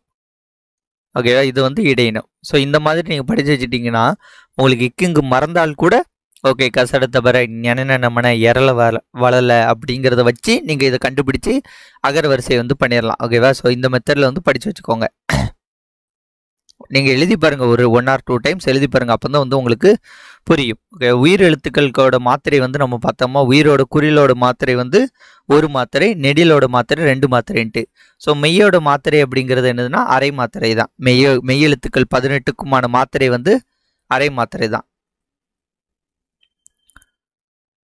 ஓகேவா? இது வந்து ஏன் ஓகேவா? கசட தபர இது வந்து கொஞ்சம் வன்மையாக ஒழிக்கின்றதுனால இது வல்லினம். ஞனன நமன இது கொஞ்சம் மென்மையாக ஒழிக்கிறதுனால மெல்லினம். எரள வளல ஓகேவா? இது வன்மைக்கும் மென்மைக்கும் இடையில, 2க்கும் இடையில இருக்கிறதுனால இது இடையினம். ஓகேவா? அவ்வளோதான். உயிர்மெய் எழுத்துக்கள் உயிர் எழுத்துக்கள் 12ம் மெய்யெழுத்துக்கள் 18ம். ஓகேவா? ஆகிய 30 எழுத்துக்கள் வந்து என்னது?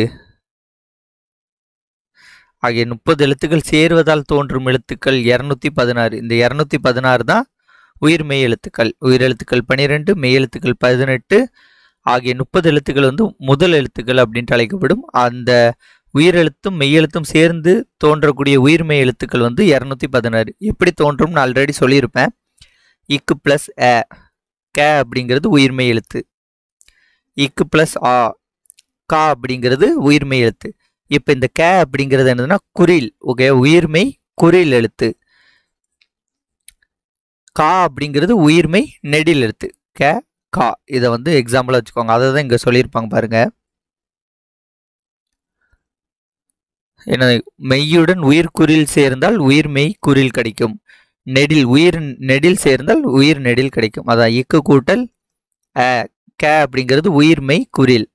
இக்கு கூட்டல் ஆ அப்படிங்கிறது உயிர்மெய் நெடில். அவ்வளோதான். இதெல்லாம் வந்து பேசிக்ஸ் ஆஃப் இலக்கணம். அடுத்தது ஆயுத எழுத்து.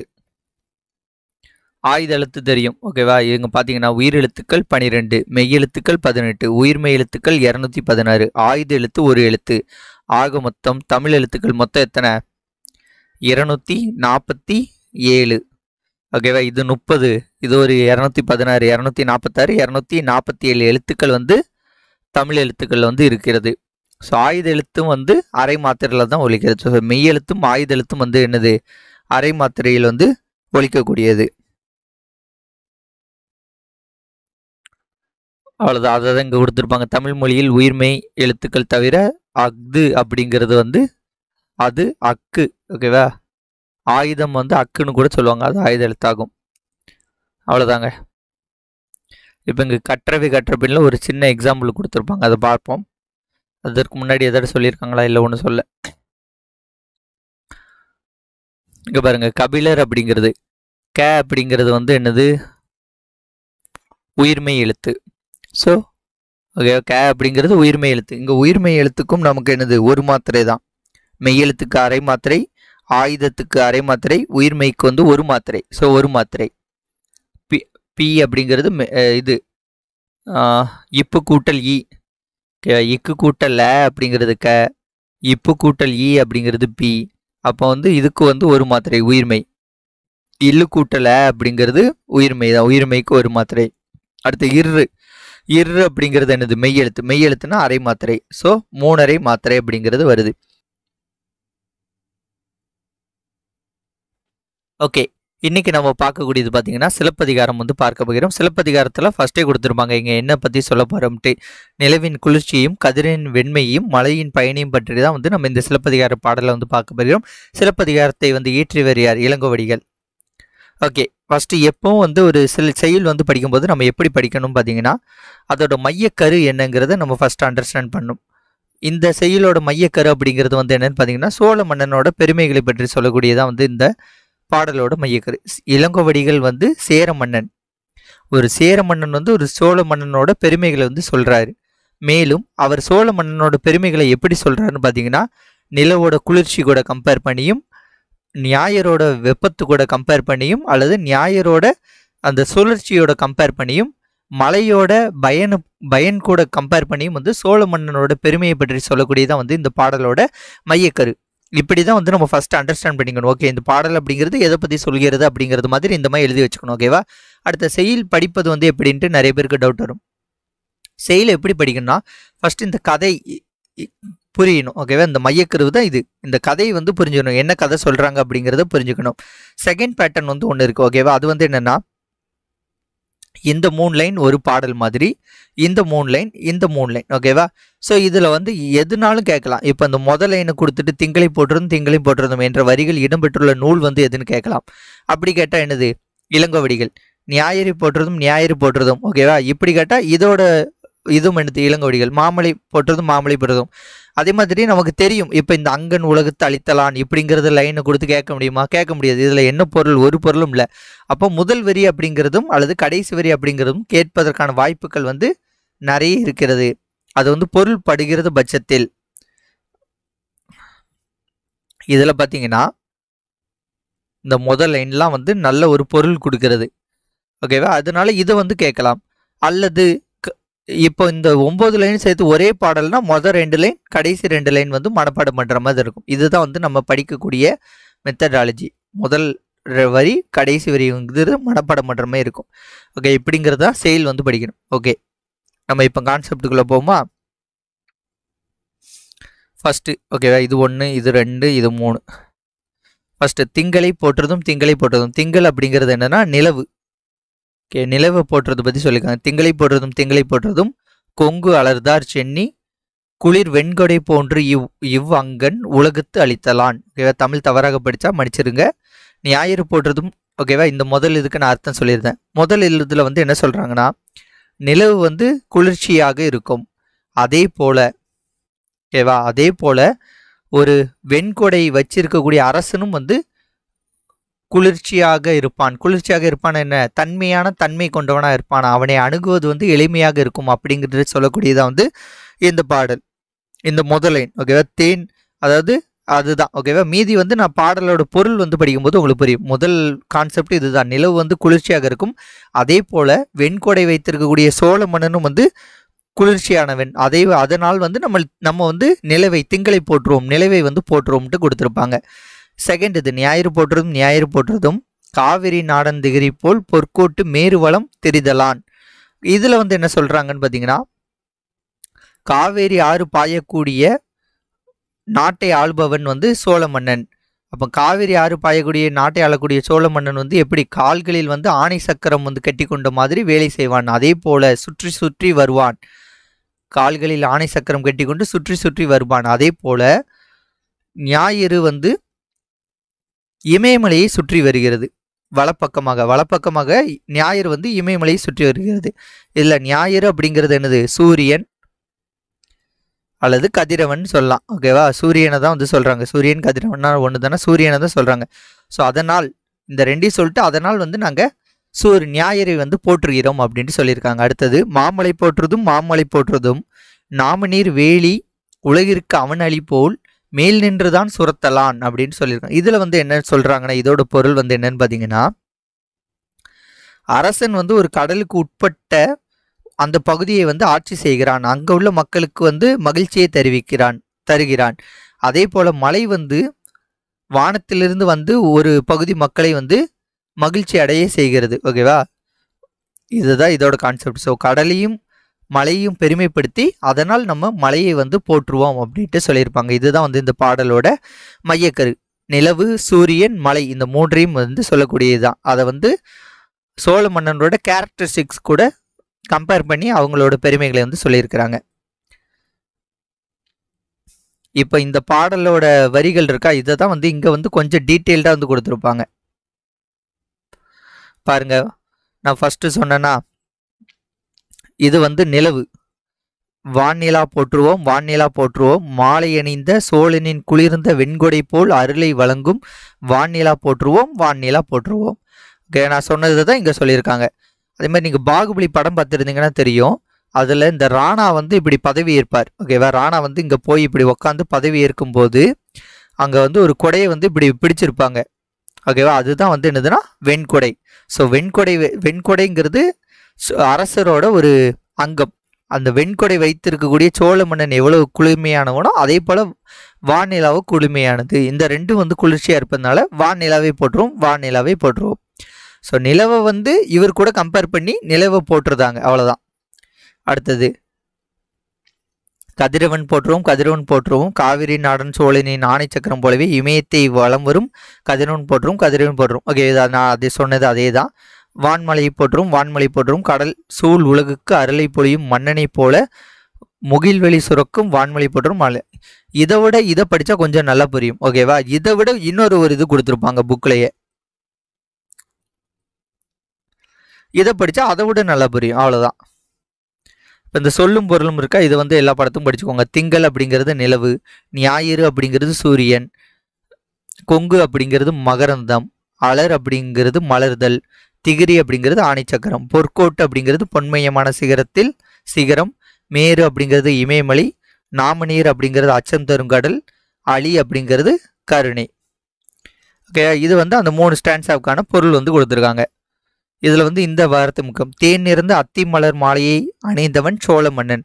அப்போ சோழ மன்னன் வந்து எந்த மாலையை அணிந்திருக்கிறார்? அத்தி மலர் மாலையை வந்து அணிந்திருக்கிறார். அவனுடைய வெண்கோற்ற குடை குளிர்ச்சி பொருந்தியது. அதே போலவே வெண்ணிலவும் தன் ஒளியால் உலகுக்கு இன்பம் அளிக்கிறது.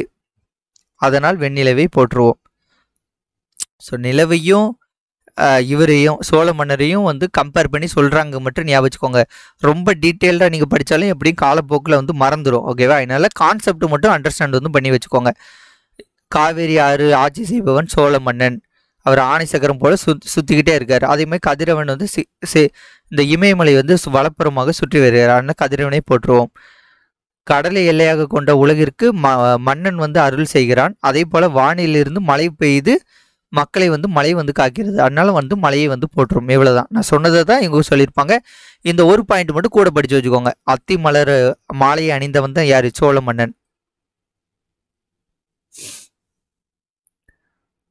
அடுத்த நூல்வெளி. இந்த நூலை எழுதியவர் யார்? இளங்கோவடிகள். சிலப்பதிகாரத்தை இயற்றியவர் இளங்கோவடிகள்.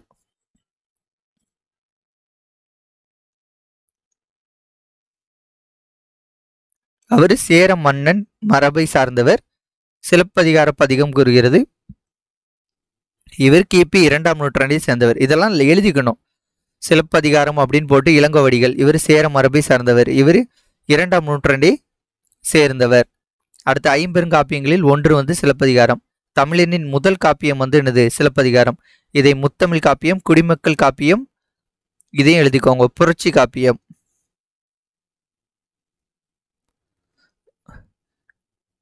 தமிழனின் முதல் காப்பியம் சிலப்பதிகாரம், முத்தமிழ் காப்பியம், குடிமக்கள் காப்பியம், புரட்சி காப்பியம் என்றெல்லாம் போற்றப்படுகிறது. சிலப்பதிகாரம் மணிமேகலையும் வந்து என்னது? இரட்டை காப்பியங்கள். இதில் அந்த பாடலில் வந்து திங்கள், ஞாயிறு, மலை இந்த மூன்றையும் வந்து இயற்கையை வாழ்த்துவதாக இந்த நூல் வந்து அமைந்து இருக்கிறது. அவ்வளோதான்.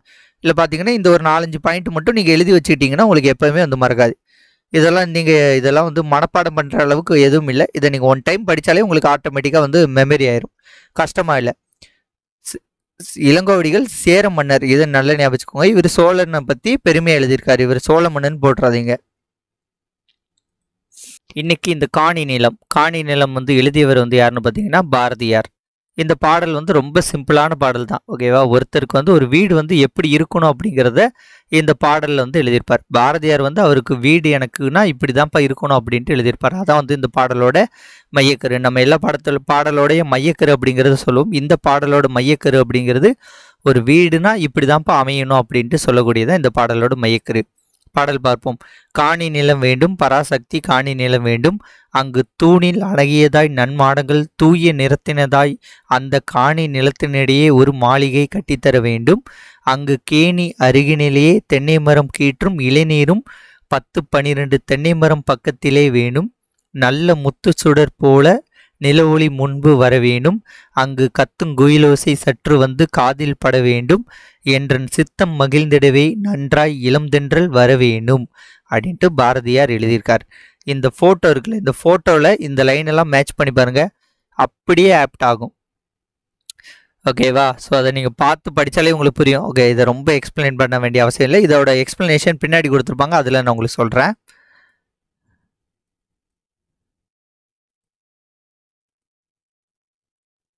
காணி அப்படின்ட்டு காணி நிலம் வேண்டும் காணி நில வேண்டும் இருக்குல்ல, காணி அப்படின்னா வந்து என்னன்னா நிலவை குறிக்கக்கூடிய ஒரு சொல். எனக்கு இப்போ செண்டு ஏக்கர் அப்படின்ட்டு சொல்கிறோம்ல, அந்த மாதிரி காணி அப்படிங்கிறது நில அளவை குறிக்கக்கூடிய ஒரு சொல். செண்டு ஏக்கர் கிரவுண்ட் அப்படிம்பாங்கள்ல, அந்த மாதிரி காணி அப்படிங்கிறது நில அளவை குறிக்கக்கூடிய ஒரு சொல். நன்மாடங்கள் வேண்டும்ன்ற ஒரு வார்த்தை இருக்கா. நன்மாடங்கள்னு என்னன்னா மாளிகையின் அடுக்குகள். சித்தம் மகிழ்ந்திடவே என் உள்ளம் மகிழ்ந்திடவே அப்படின்ட்டு பொருள். இப்போ இதோட பாடலோட மீனிங் அப்படிங்கிறத பின்னாடி ரொம்ப அழகாக கொடுத்துருப்பாங்க. ரொம்ப சிம்பிளான பாடல் தான் இது, அதனால தான் நான் உங்களுக்கு ரொம்ப எக்ஸ்பிளைன் பண்ணல. நீங்கள் படித்தாலே உங்களுக்கு புரியும்.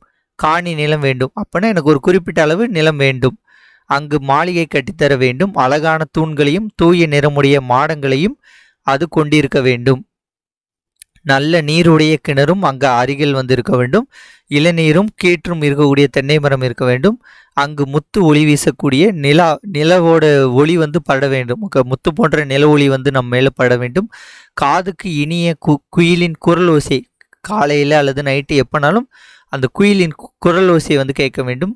இதெல்லாம் கேட்கும்போது உள்ள மகிழுமாறு இளந்தென்றல் அப்படியே சிலு சிலுன்னு காத்து தவிழ வேண்டும் அப்படின்ட்டு சொல்லியிருப்பார். பாடலை இவ்வளோ ரசித்து சொல்லியிருக்காரு பாருங்களேன்.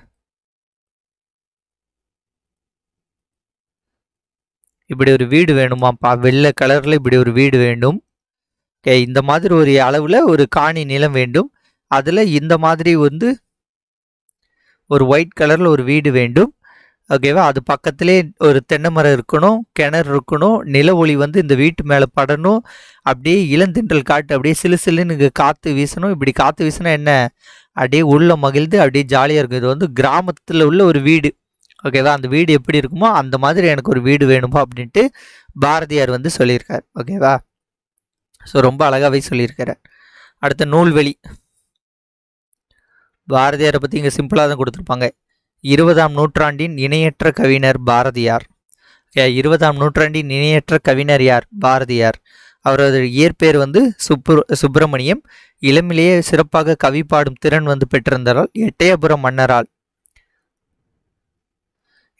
மன்னரால் அவருக்கு பாரதி எனும் பட்டம் வழங்கப்பட்டது. 20ஆம் நூற்றாண்டின் இணையற்ற கவிஞர் பாரதியார். சுப்பிரமணியம் அப்படிங்கிறது அவருடைய இயற்பெயர். இளமையிலேயே வந்து சிறப்பாக கவி பாடும் திறன் வந்து பெற்றவர். அடுத்தது, எட்டயபுரம் மன்னரால் பாரதி எனும் பட்டம் வழங்கி சிறப்பிக்கப்பட்டவர். தம் கவிதையின் வழியாக விடுதலை உணர்வை ஊட்டியவர். மண் உரிமைக்காகவும் பெண் உரிமைக்காகவும் பாடியவர். அப்போ இதெல்லாம் எழுதிக்கணும். விடுதலைக்காக விடுதலை உணர்வு ஊட்டியவர். ஸோ சும்மா ஒரு டைம் எழுதிட்டீங்கன்னா உங்களுக்கு ஈஸியாக போயிடும். மண் மற்றும் பெண் உரிமைக்காக போராடியவர். நாடு மொழி இந்த 2 பற்றும் அதிகம் உடையவர். ஓகேவா, மேலும் இவர் படைத்த பாடல்கள் பார்த்தீங்கன்னா கண்ணன் பாட்டு, குயில் பாட்டு, பாஞ்சாலி சபதம். இது வந்து நம்ம 100 தடவை ஸ்கூல்லேயே படிச்சிருப்போம். கண்ணன் பாட்டு, குயில் பாட்டு, பாஞ்சாலி சபதம் அப்படின்னு படிச்சிருப்போம். அதனால் இதை மனப்பாடம் பண்ணுறதுல ஒரு பெரிய விஷயம் கிடையாது. ஸோ சிம்பிளாக தான் கொடுத்துருக்காங்க. 20ஆம் நூற்றாண்டின் இணையற்ற கவிஞர் யார்? பாரதியார். அவருடைய இயற்பெயர் சுப்பிரமணியம். கவி பாடும் திறமை இளமையிலே இருந்தனால எட்டயபுரம் மன்னன் பாரதி அப்படின்ட்டு பட்டம் வழங்கினார். இவருடைய கவிதைகளில் வந்து விடுதலை உணர்வு, மண் உரிமை, பெண் உரிமையை பற்றி பேசியிருக்கார். நாடு மற்றும் மொழி பற்று நிறைந்தவையாக இருக்குது. இவர் எழுதிய பாடல்கள் வந்து பார்த்திங்கன்னா கண்ணன் பாட்டு, குயில் பாட்டு, பாஞ்சாலி சபதம், இவ்வளவுதான் வந்து இந்த பாடலோட இது. ஓகே. அடுத்தது இலக்கணம். இலக்கணம் அப்படிங்கிறது இதுல பெருசா ஒன்றும் இருக்காது. ஓகேவா? முதல் எழுத்தும் சார்பெழுத்தும். முதல் எழுத்து அப்படிங்கிறது உயிர் எழுத்துக்கள் 12ம் மெய்யெழுத்துக்கள் 18ம் ஆகிய 30 எழுத்துக்களும் எனது முதல் எழுத்துக்கள் அப்படின்ட்டு அழைக்கப்படும். இந்த முதல் எழுத்துக்களை சார்ந்து தோன்றும் எழுத்துக்கள் வந்து சார்பெழுத்துக்கள். சார்பெழுத்துக்கள் வந்து எத்தனை வகைப்படும் பார்த்தீங்கன்னா 10 வகைப்படும். இது வந்து நம்ம சின்ன வயசுலேயே படிச்சிருப்போம். உயிர்மெய், ஆயுதம், உயிரிழப்படை, ஒற்றலைப்படை, குற்றியலுகரம், குற்றியலுகரம், ஐகார குறுக்கம், ஔகார குறுக்கம், மகர குறுக்கம், ஆயுத குறுக்கம் அப்படின்ட்டு முதல் எழுத்துக்களை சார்ந்து வரக்கூடிய எழுத்துக்கள் சார்பெழுத்துக்கள். இதுல உயிர்மெய் வந்து எப்படி தோன்றுகிறது அப்படின்னு போட்டிருக்கான். எங்க பாருங்க, உயிர்மெய் எழுத்துக்கள் வந்து எப்படி தோன்றுகிறது. இப்போ இந்த உயிர்மெய் எழுத்து அப்படிங்கிறது மெய் எழுத்து ஃபர்ஸ்ட் வரும். இக்கு அப்படிங்கிறது மெய் எழுத்து, அப்படிங்கிறது உயிர் எழுத்து. இந்த ரெண்டும் சேர்ந்து உயிர்மெய் எழுத்து வந்து தோன்றும். இக்கு கூட்டல் வந்து என்னது? கே. இந்த கே அப்படிங்கிறது பார்த்தீங்கன்னா மெய் எழுத்தோட தோற்றத்தில் இருக்கும். ஆனால் ஒளி வடிவம் அப்படிங்கிறது உயிர் எழுத்தை பேஸ் பண்ணி இருக்கும். கே அப்படிங்கிறது அப்படின்ட்டு ஒரு சவுண்ட் வருதா? ஸோ ஒளி வந்து உயிரோட ஒளி வரும். வடிவம் வந்து மெய்யெழுத்தோட வடிவத்தில் வந்து இருக்கும். அதை தான் வந்து இங்கே கொடுத்துருப்பாங்க. இந்த பின்பக்கத்தில் கொடுத்துருப்பாங்க. மெய்யெழுத்துக்கும் உயிரெழுத்துக்கும் ஒன்றுடன் ஒன்று சேர்வதால் உயிர்மெய் எழுத்துக்கள் தோன்றுகின்றன. இந்த பாருங்க, உயிர்மெய் எழுத்தின் ஒளி வடிவம் வந்து மெய்யும் உயிரும் சேர்ந்ததாக.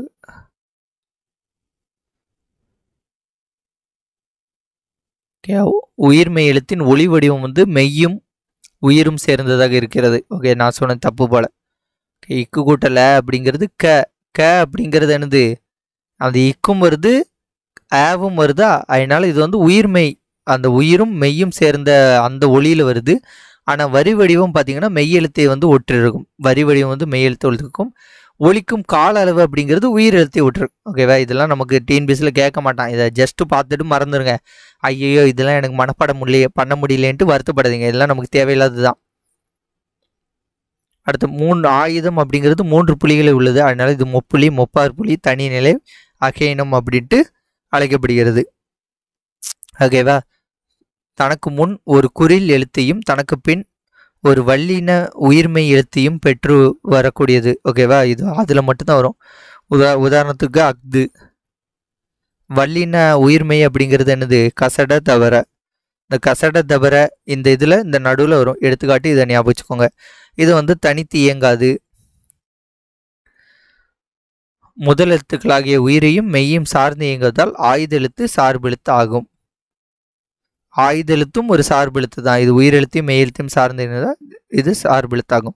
இதில் பார்த்தீங்கன்னா எந்த கேள்வியும் எக்ஸாமில் கேட்குறதுமா இருக்காது. அதனால எல்லாம் ஜஸ்ட் ரீடு தான். ஃபஸ்ட்டு பாருங்களேன், மக்கள் பயனுள்ள முறையில் வாழ வழிகாட்டியாக அமைவை அறநூல்கள். ஓகேவா? அறநூல்கள் வந்து வாழ வழிகாட்டியாக வந்து அமைகிறது. அறநூல்கள் வந்து ரொம்ப முக்கியமானது திருக்குறள். திருக்குறளை வந்து உலக பொதுமுறை அப்படின்ட்டு சொல்கிறாங்க. ஓகேவா? மேலும் திருக்குறளில் இல்லாத செய்திகளே வந்து கிடையாது. மேலும் 7 சொற்களில் 7 சீர்கள்பாங்க, இல்லை 7 சொற்களில் வந்து மனிதர்களுக்கு அறத்தை கற்றுத்தரும் திருக்குறளை பயில்வோம், வாழ்வில் பின்பற்றுவோம் அப்படின்னு சொல்லியிருக்காங்க. ஸோ இதுலேருந்து நம்ம எடுத்துக்கொள்வது என்னன்னா, திருக்குறள் வந்து உலக பொதுமுறை அப்படின்ட்டும் 7 சொற்களில் வந்து மனிதனோட வாழ்க்கையை பற்றி கூறுகிறது அப்படின்ட்டு நம்ம எடுத்துக்கணும். ஓகேவா? ஃபஸ்ட்டு திருக்குறள் வந்து கடவுள் வாழ்த்து பகுதியிலிருந்து கொடுத்துருக்காங்க. என்ன கொடுத்துருக்காங்கன்னு பாருங்களேன். ஃபஸ்ட்டு திருக்குறள் கடவுள் வாழ்த்து பகுதியிலிருந்து அகர முதல எழுத்தெல்லாம் ஆதி பகவன் முதற்றே உலகு அப்படின்ட்டு சொல்லியிருக்காங்க. இதோட மீனிங் வந்து என்னன்னு பார்த்தீங்கன்னா, அகரமே அப்படிங்கிறது தான் வந்து எழுத்துக்களுக்கான தொடக்கம். அதே போல் ஆதி பகவன் தான் வந்து உலகுக்கு தொடக்கம் அப்படின்னு சொல்லியிருக்காங்க. இந்த ஆதி பகவன் அப்படிங்கிறது வந்து என்னன்னா, இறைவனை குறிக்கிறது, இறைவன் அல்லது கடவுளை வந்து குறிக்கிறது அப்படின்ட்டு வந்து சொல்லுவாங்க. ஓகேவா? ஏன்னா எழுத்துக்களுக்கு தொடக்கம் அப்படிங்கிறது கூடிய அகரம் அப்படின்ட்டும் இந்த உலகுக்கே தொடக்கம் வந்து இறைவன் அப்படின்னு சொல்கிறாங்க. ஆனால் இறைவன் அப்படின்னு சொல்லிட்டு எந்த இறைவன், அது ஹிந்து, முஸ்லீம், கிறிஸ்டின், சீக்கியர்கள் அப்படின்ட்டு யாரையும் வந்து குறிப்பிடலை. இறைவன், கடவுள், இறைவன் ஒருவன், கடவுள் ஒருவன் அப்படின்ட்டு தான் வந்து கடவுள் வாழ்த்துல குறிப்பிட்டிருக்காங்களே தவிர எந்த மதத்தையும் வந்து குறிப்பிடல. ஓகேவா? இல்ல ஒரு சிலர் வந்து இறைவன், கடவுள் அப்படிங்கிறாங்க. ஒரு சிலர் வந்து என்ன சொல்றாங்கன்னா, சூரியன் அப்படின்னு சொல்றாங்க. அந்த ஆதி பகவன் அப்படிங்கிறது சூரியனை வந்து திருவள்ளுவர் வந்து குறிச்சு வந்து சொல்லியிருக்காரு அப்படிங்கிறாங்க. ஏன் வந்து சூரியனை குறிச்சு சொல்லியிருக்காங்கன்னா, சூரியனை மையமா வச்சு தான் வந்து பூமி வந்து சுழல்கிறது. இப்ப சூரியன் அப்படின்ட்டு ஒண்ணு வந்து இல்லன்னா, இந்த உலகம் அப்படிங்கிறதே வந்து ஒண்ணு கிடையாது. அ பூமி மட்டும் கிடையாது. எல்லாமே, எல்லா கோள்களும் வந்து சூரியனை மையமா வச்சு தான் வந்து இயங்கிக்கிட்டு இருக்கு. அப்போ சூரியன் அப்படின்ட்டு ஒண்ணு இல்லன்னா, இந்த உலகமே கிடையாது. அப்போ இந்த உலகுக்கு தொடக்கம் அப்படிங்கிறது சூரியன். அப்ப திருவள்ளுவர் வந்து சூரியன வந்து சொல்லியிருக்காரு அப்படின்ட்டு வந்து, ஆதி பகவன் அப்படிங்கிறது சூரியன சொல்லியிருக்காரு அப்படின்ட்டு 2 கருத்து உண்டு. ஓகேவா? ஒரு கருத்து வந்து ஆதி பகவன் அப்படிங்கிறது இறைவன் அப்படின்ட்டு சொல்லிட்டு எந்த மதத்தையும் குறிப்பிட்டு சொல்லல. இன்னொரு கருத்து வந்து ஆதி பகவன் அப்படிங்கிறது சூரியன். ஏன்னா இந்த உலகத்தோட தொடக்கம், இந்த உலகமே வந்து இயங்கக்கூடியதற்கான முக்கிய காரணம் அப்படிங்கிறது சூரியன் தான் அப்படின்ட்டு வந்து சொல்றாங்க. நீங்களே வந்து பார்த்தாலே தெரியும். இப்போ பூமி வந்து சூரியன வச்சு தான் வந்து சுத்திக்கிட்டு இருக்கு. இப்ப சூரியன் அப்படிங்கிறது ஒண்ணு இல்லன்னா, பூமியே இருக்காது. பூமி எப்படி சுத்தும்? பூமி சுத்துனா தானே வந்து அ மழை எல்லாம் வந்து கிடைக்கும். எல்லாமே வந்து நடக்கும். அப்போ சூரியன் அப்படின்ற ஒரு கான்செப்ட் இல்லன்னா, உலகம் அப்படிங்கிறது ஒரு கான்செப்ட்டே இல்ல அப்படிங்கிறது தான் வந்து இந்த முதல் திருக்குறள்ல வந்து சொல்றாங்க.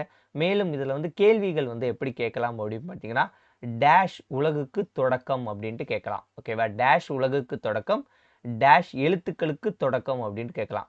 டேஷ் எழுத்துக்களுக்கு தொடக்கம் அப்படின்னா வந்து, அகரம் வந்து எழுத்துக்களுக்கு தொடக்கம் அப்படின்ட்டு சொல்லிறலாம். டேஷ் உலகுக்கு தொடக்கம் அப்படின்ட்டு குடுத்துட்டு ஆப்ஷன பொறுத்து, இப்ப சூரியன், இறைவன், கடவுள் ஏதாவது ஒண்ணு தான் குடுப்பாங்க. எல்லாத்தையும் வந்து குடுக்க மாட்டாங்க. ஏதாவது ஒண்ணு தான் குடுப்பாங்க. அப்போ சூரியன் அல்லது இறைவன் அல்லது கடவுள் இந்த 3 வார்த்தையில ஏதாட்டும் ஒண்ணு குடுப்பாங்க. அத வந்து நம்ம சூஸ் வந்து பண்ணிக்கலாம். ஓகேவா? அடுத்தது வான் சிறப்பு பகுதியில இருந்து குடுத்திருக்காங்க. 2வது திருக்குறள். "வெந்நின்று பொய்ப்பின் விரிநீர் வேணுலகத்து உள்நின்று உடற்றும் பசி" அப்படின்ட்டு குடுத்திருக்காங்க.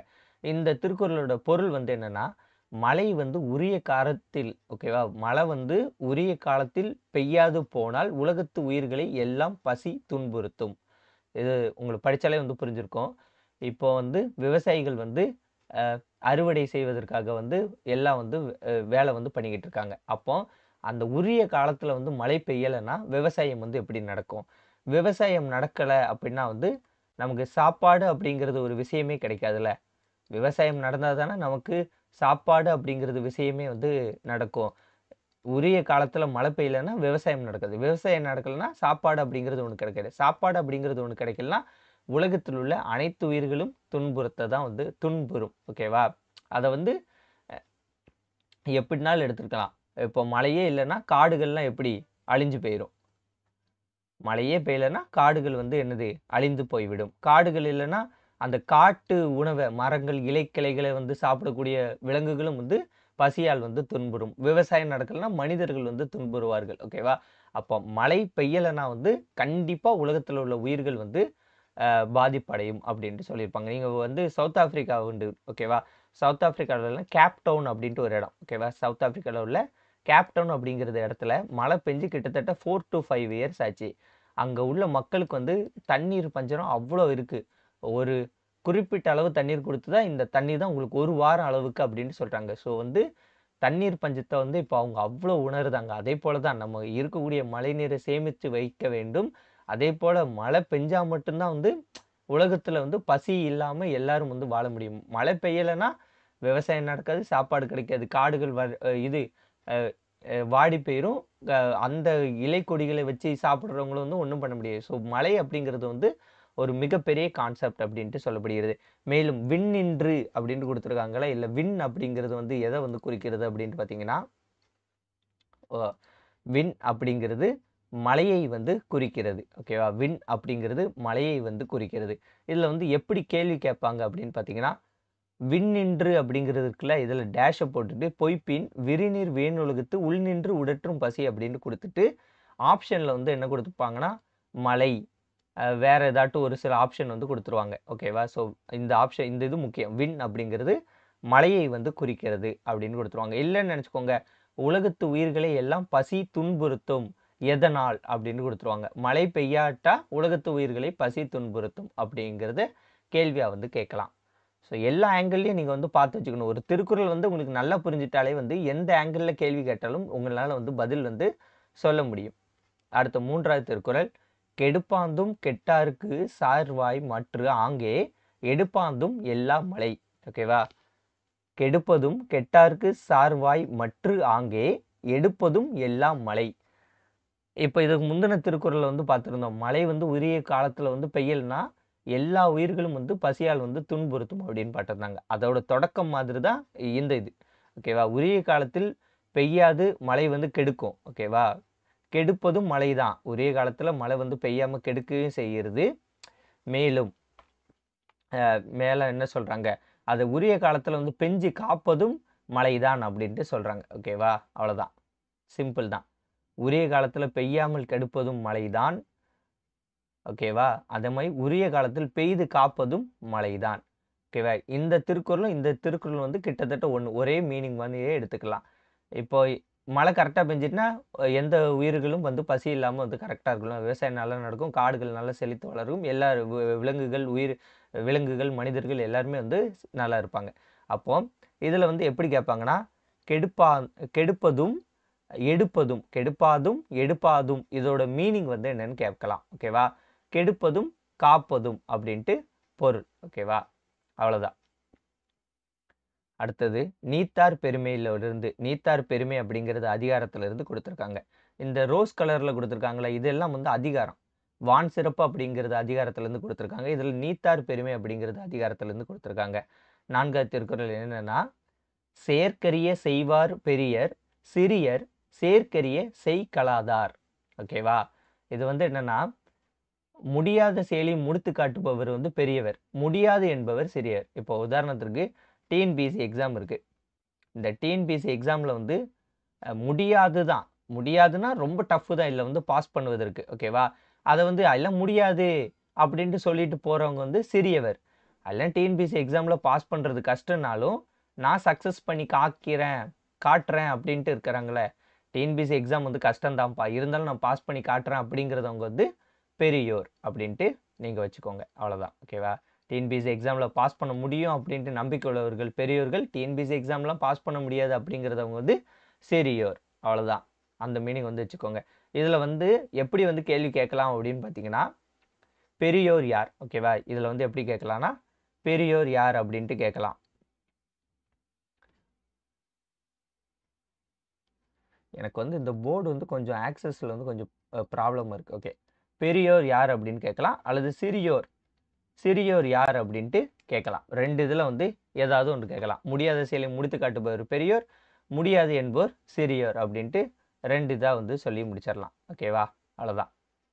அடுத்தது 3வது வந்து என்னன்னா, மக்கட்பேறு அதிகாரத்துல இருந்து வந்து சொல்லியிருக்காங்க. என்ன சொல்லியிருக்காங்கன்னு பார்த்தீங்கன்னா, மக்கட்பேறு அதிகாரத்துல இருந்து 5வது திருக்குறள், தம்மின் தம் மக்கள். ஓகேவா? தம்மின் தம் மக்கள் அறிவுடைமை மாநிலத்து மண்ணுயிருக்கு எல்லாம் இனிது. 5வது திருக்குறள், தம்மின் தம் மக்கள் அறிவுடைமை மாநிலத்து மண்ணுயிருக்கு எல்லாம் இனிது. அதாவது என்னன்னா, பெற்றோர்கள் வந்து நினைக்கிறாங்க, பெற்றோர்கள் வந்து தம்மை விட தம் பிள்ளைகள் வந்து அறிவுடையாரா இருந்தாங்கன்னா அதை விட பெரிய மகிழ்ச்சி என்ன அப்படின்ட்டு கேட்குறாங்க. அவ்வளோதான். இதில் மக்கள் அப்படின்ட்டு இந்த வார்த்தை இருக்குல்ல, இந்த மக்கள் அப்படிங்கிறது வார்த்தை வந்து பிள்ளைகளை வந்து குறிக்கிறது. பிள்ளைகள், அதை தான் வந்து இங்கே கீழே கொடுத்துருப்பாங்க. தம்மை விட தம் பிள்ளைகள் அறிவுடையோர் என்றால் மக்களுக்கு அதுதான் மகிழ்ச்சி. இல்லை, மக்கள் அப்படிங்கிறது வார்த்தை வந்து பிள்ளைகள் அப்படிங்கிறத குறிக்கிறது. இந்த மக்கள் இருக்குல்ல, இந்த மக்கள் அப்படிங்கிறது பொது மக்கள் அல்லது பெற்றோர்களை வந்து குறிக்கக்கூடிய மக்கள்.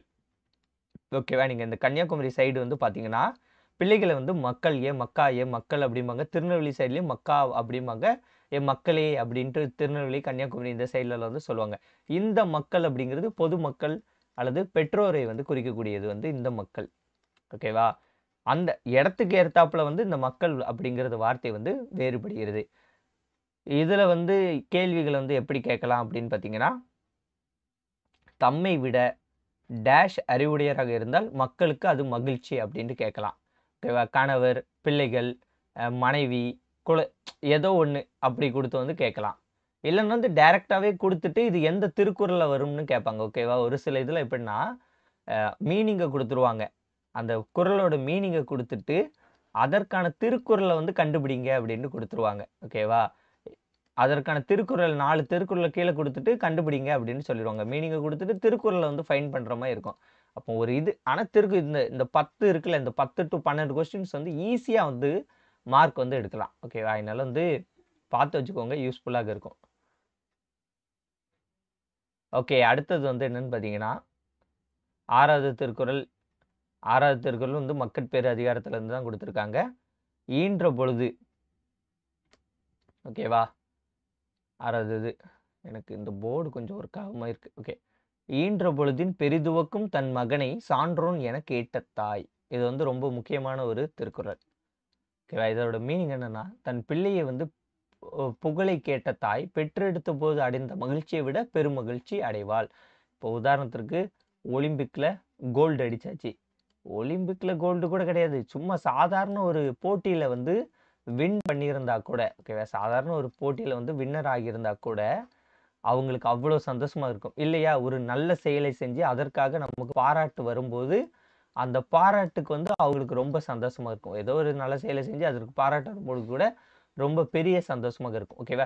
இந்த இத வச்சு பின்னாடி வந்து ஒரு கேள்வி வந்து இருக்கு. அதுல வந்து நம்ம பார்ப்போம். ஓகேவா? இப்ப அடுத்தது வந்து என்னன்னா, அன்புடைமை. அன்புடைமை அப்படிங்கிறது அதிகாரத்துல இருந்து குடுத்திருக்காங்க. 7வது திருக்குறள். அன்பிலார் எல்லாம் தமக்குரியர் அன்புடையார் என்பும் உரியர் பிறருக்கு அப்படின்ட்டு குடுத்துட்டாங்க. இதுல வந்து என்னன்னா, அன்பில்லாதவர் வந்து எல்லா பொருளும் எனக்கே அப்படின்ட்டு சொல்லுவாரு. ஆனா அன்பு உடையவர் வந்து என்ன சொல்லுவாருன்னா, தம் உடம்பும் கூட பிறருக்கே அப்படின்ட்டு சொல்லுவாரு. ஓகேவா? இந்த திருக்குறள பொறுத்தவரைக்கும் எப்படி கேட்பாங்கன்னா, அன்புடையவர்கள் டேஷ் என்பார்கள் அப்படின்னு கேட்பாங்க. அன்புடையவர்கள் எப்படி? தம் உடம்பும் பிறருக்கே என்பார்கள் அப்படின்ட்டு வரலாம். ஓகேவா? கேள்விங்கிறது அப்படித்தான் வந்து வர வந்து நெறைய வந்து வாய்ப்பு இருக்கு. ஓகேவா? அன்பிலார் எல்லாம் தமக்குரியர் அன்புடையார் என்பும் உரியர் பிறருக்கு. இந்த திருக்குறள் வந்து அன்புடையவர்கள் எவ்வாறு வந்து அழைக்கப்படுகிறார்கள் அப்படின்ட்டு கேட்கலாம். ஓகேவா? தன் உடம்பும் பிறருக்கே அப்படின்ட்டு சொல்லக்கூடியது. அடுத்து 8வது திருக்குறள். அன்பின் வலியது உயிர்நிலை அஃதிலாரது அன்பின் வலியது உயிர்நிலை அஃதிலாரது என்பு தோள் போர்த்த உடம்பு. ஓகேவா? இத பொறுத்தவரைக்கும் எப்படின்னா, இதோட மீனிங் வந்து என்னன்னு பார்த்தீங்கன்னா, அன்பு இருப்பது தான் உயிருள்ள ஒரு உடலுக்கு வந்து அர்த்தம். ஓகேவா? அன்பு இருப்பது தான் உயிருள்ள ஒரு உடலுக்கு வந்து அர்த்தம். அன்பு இல்லாதது வெறும் எலும்பும் தோலும் தான். ஓகேவா? ஸோ இத வந்து ரொம்ப சிம்பிளா இந்த கேள்விய கேட்டுருவாங்கங்க. உங்களுக்கே வந்து தெரியுதுல்ல. எப்படி இந்த கேள்வி கேட்பாங்க? அன்பு இல்லாதவர் வந்து எவ்வாறு வந்து அழைக்கப்படுவார்? அப்படின்ட்டு கேள்விய கேட்டு சிம்பிளா வந்து முடிச்சுருவாங்க.